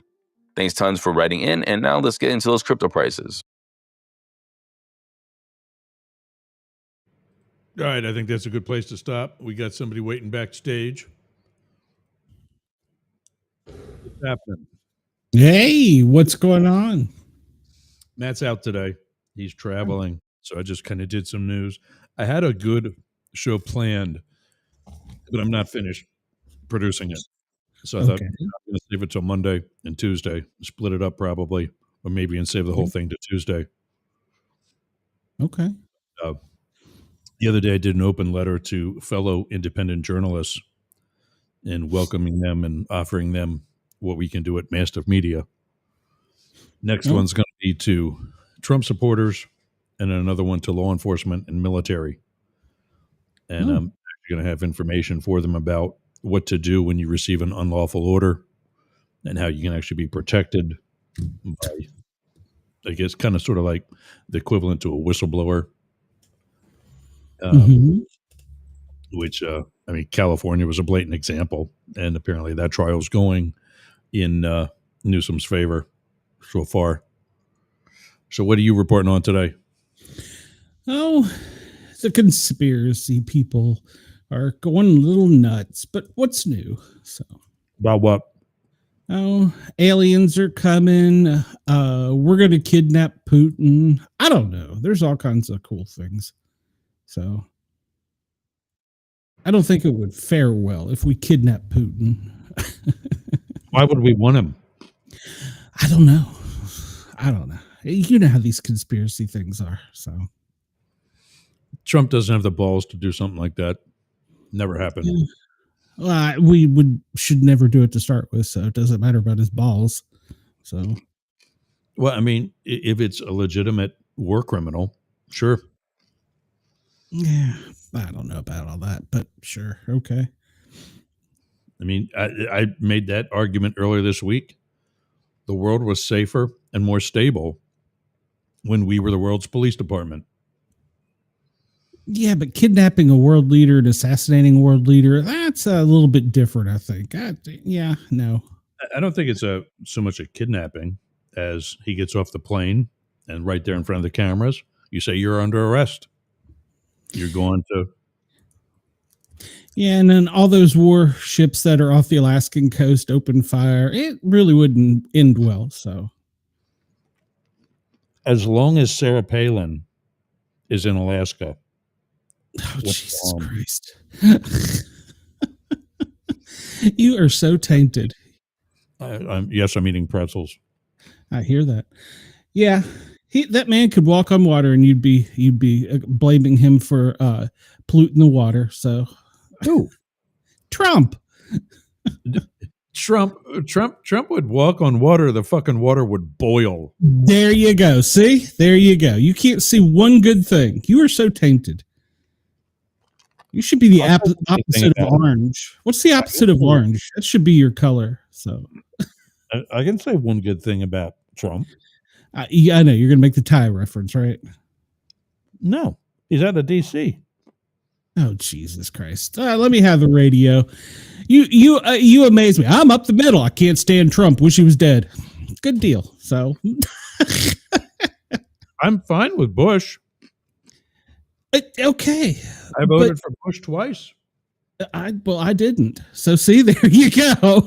Yeah, there you are. All right, ready? All right. Yeah, let me push a button. Oh, what is the opposite of orange? I got to find that out. All right. Well, Daddy has the radio. I got to chat over here. And the opposite of orange, whatever color Gavin Newsom is wearing today. Oh, fuck. If he becomes president, we're all screwed. So he's right now the head of the fourth largest economy in the world. And how well's it doing? We're giving the fucking world away. So how's that going?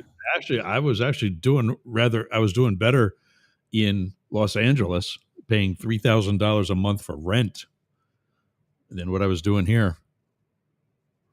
Can I say one good thing about Gavin? Let me think about this for a minute. I would have to do some more homework because I don't know enough about Gavin to make any comments besides for what you see past the sensational headlines. So for being a straight heterosexual man, he has good taste in men. He smacked me in the ass. Okay, now I don't like him for sure. So New Year's Eve 2006. Don't be fucking with my man. So it was a James Bond. Everybody had a James Bond New Year's Eve party because the next year was going to be 007, 2007. Yeah.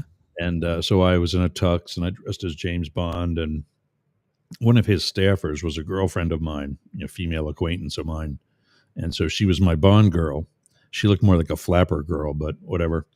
We went to a party where he was the guest bartender. He was the mayor of San Francisco at the time. And she introduced me to him. And I got the whole, I heard a lot about you. Thanks for your service and blah, blah, blah. And gave me a drink and smacked me in the ass. There you go. Tell Superfan Ken, I will research it. I will research it and find one good thing I can say about Gavin. If you will research and find one good thing you say about Trump. There you go. Try. Okay. We'll try. We'll try. I will. I'm sure I can find something good in everybody. Oh, yeah, absolutely. Let him look into it. And we'll revisit on Monday. And I was honest. The things I see in the headlines and stuff, I don't like. So I was honest. But if he wants me to see if I can find one good thing, I will do my homework. I ain't scared. Well, I would take a look at his interviews with Brian Tyler Cohen. I know BTC is a little far left, but he really opens up there. And like yesterday, he had a press event in Los Angeles, where the Border Patrol happened to be doing a security sweep right outside the building. Yeah, I saw that. Tell me how that's not an attempted intimidation. And he had the balls to call it out for what it is. I don't know if it was that. Maybe they were scheduled to be there. I don't know. Who knows? No. I don't know, so I can't say. Anyway, I got a show to do. You can go on your orange conspiracy rant on your own. In BTC's story coverage of that, there is footage of the commanding officer or whatever of the Border Patrol.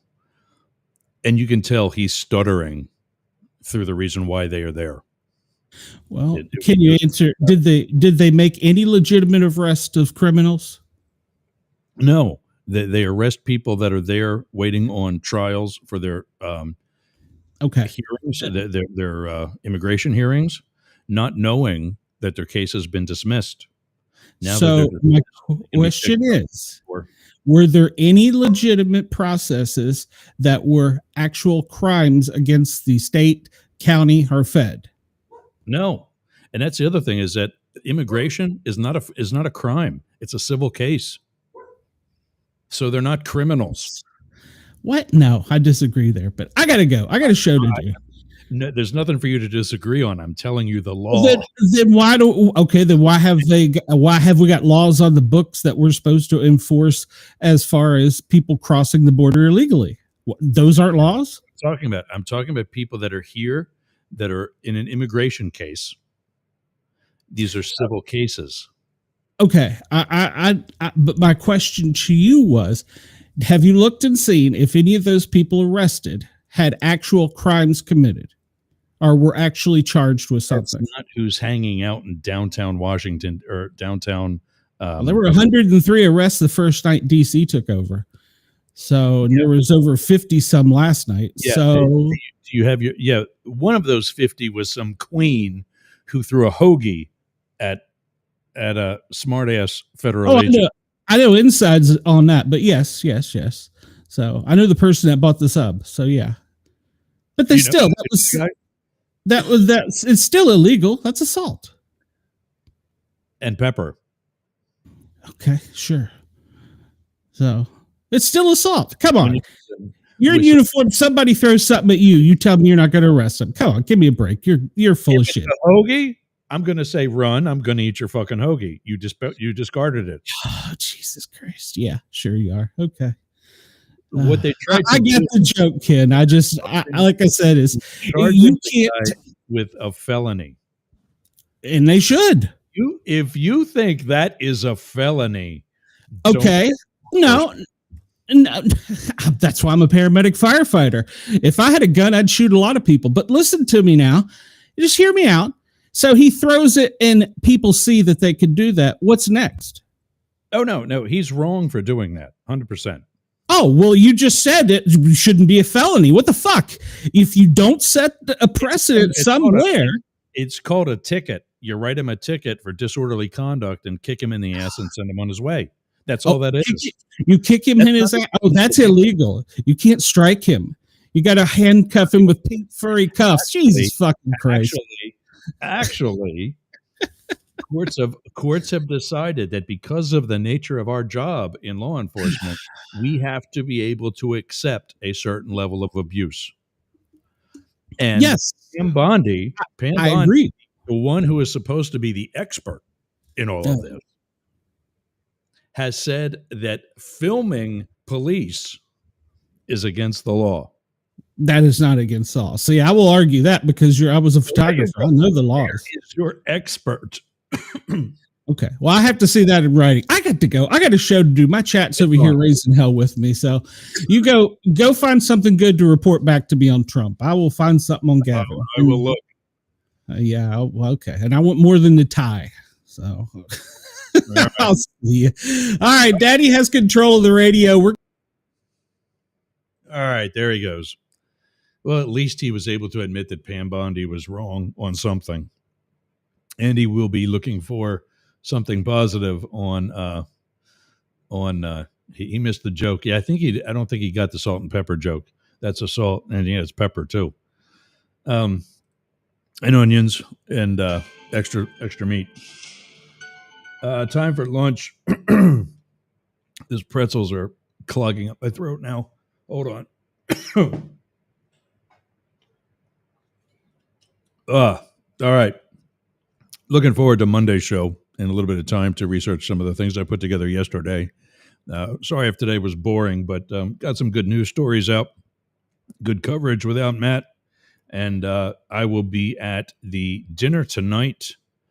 Let me see if it's on their website. Pasco County.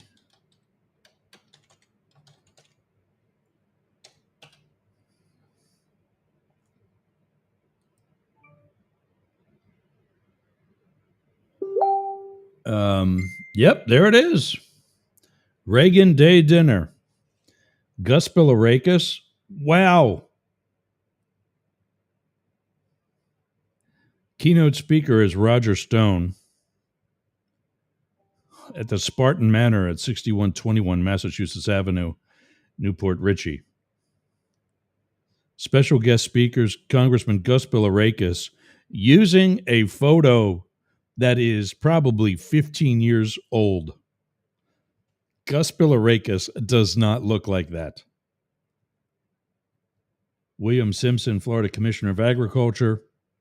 Blaise Inolia, Chief Financial Officer for the state of Florida.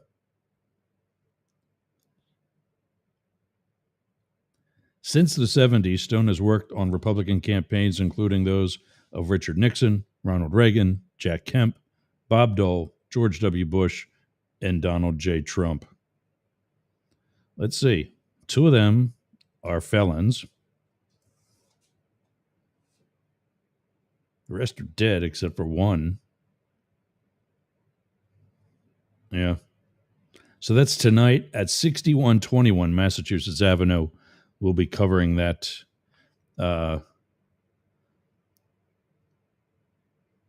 Cocktail for ladies, suit and tie for gentlemen, shorts and sneakers for the press who will be outside. I am not dressing up to cover this bullshit. Silent and live auction, I guess, if this is the kind of thing you support. Let's see if we can still buy tickets.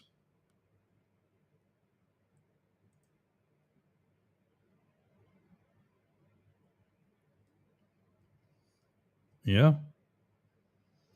Get tickets. Apparently, Roger Stone can't sell out. Look at that. Presenting sponsor, a $15,000 price tag. Get 16 VIP tickets, 2 reserved tables, prominent seating near the stage, full page ad in the program. Dessert sponsor, 8 VIP tickets, 1 table. Appetizer sponsor, 8 VIP tickets, prominent seating. Back bar sponsor, that's my spot.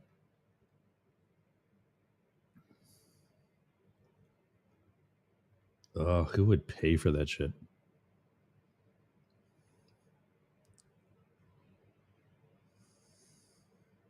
Yeah, well, that's tonight. Couldn't get a better picture of Roger Stone either. Jesus Christ.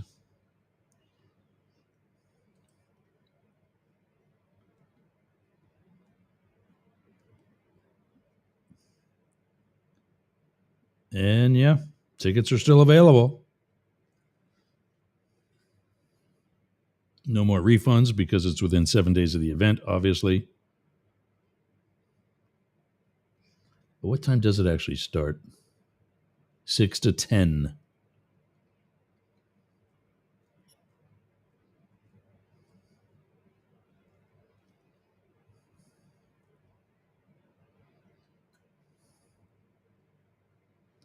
All right, well, there it is.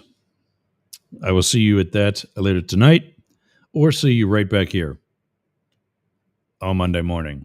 Thanks for getting off the porch and running with the big dogs and going straight up the middle. We'll see you again.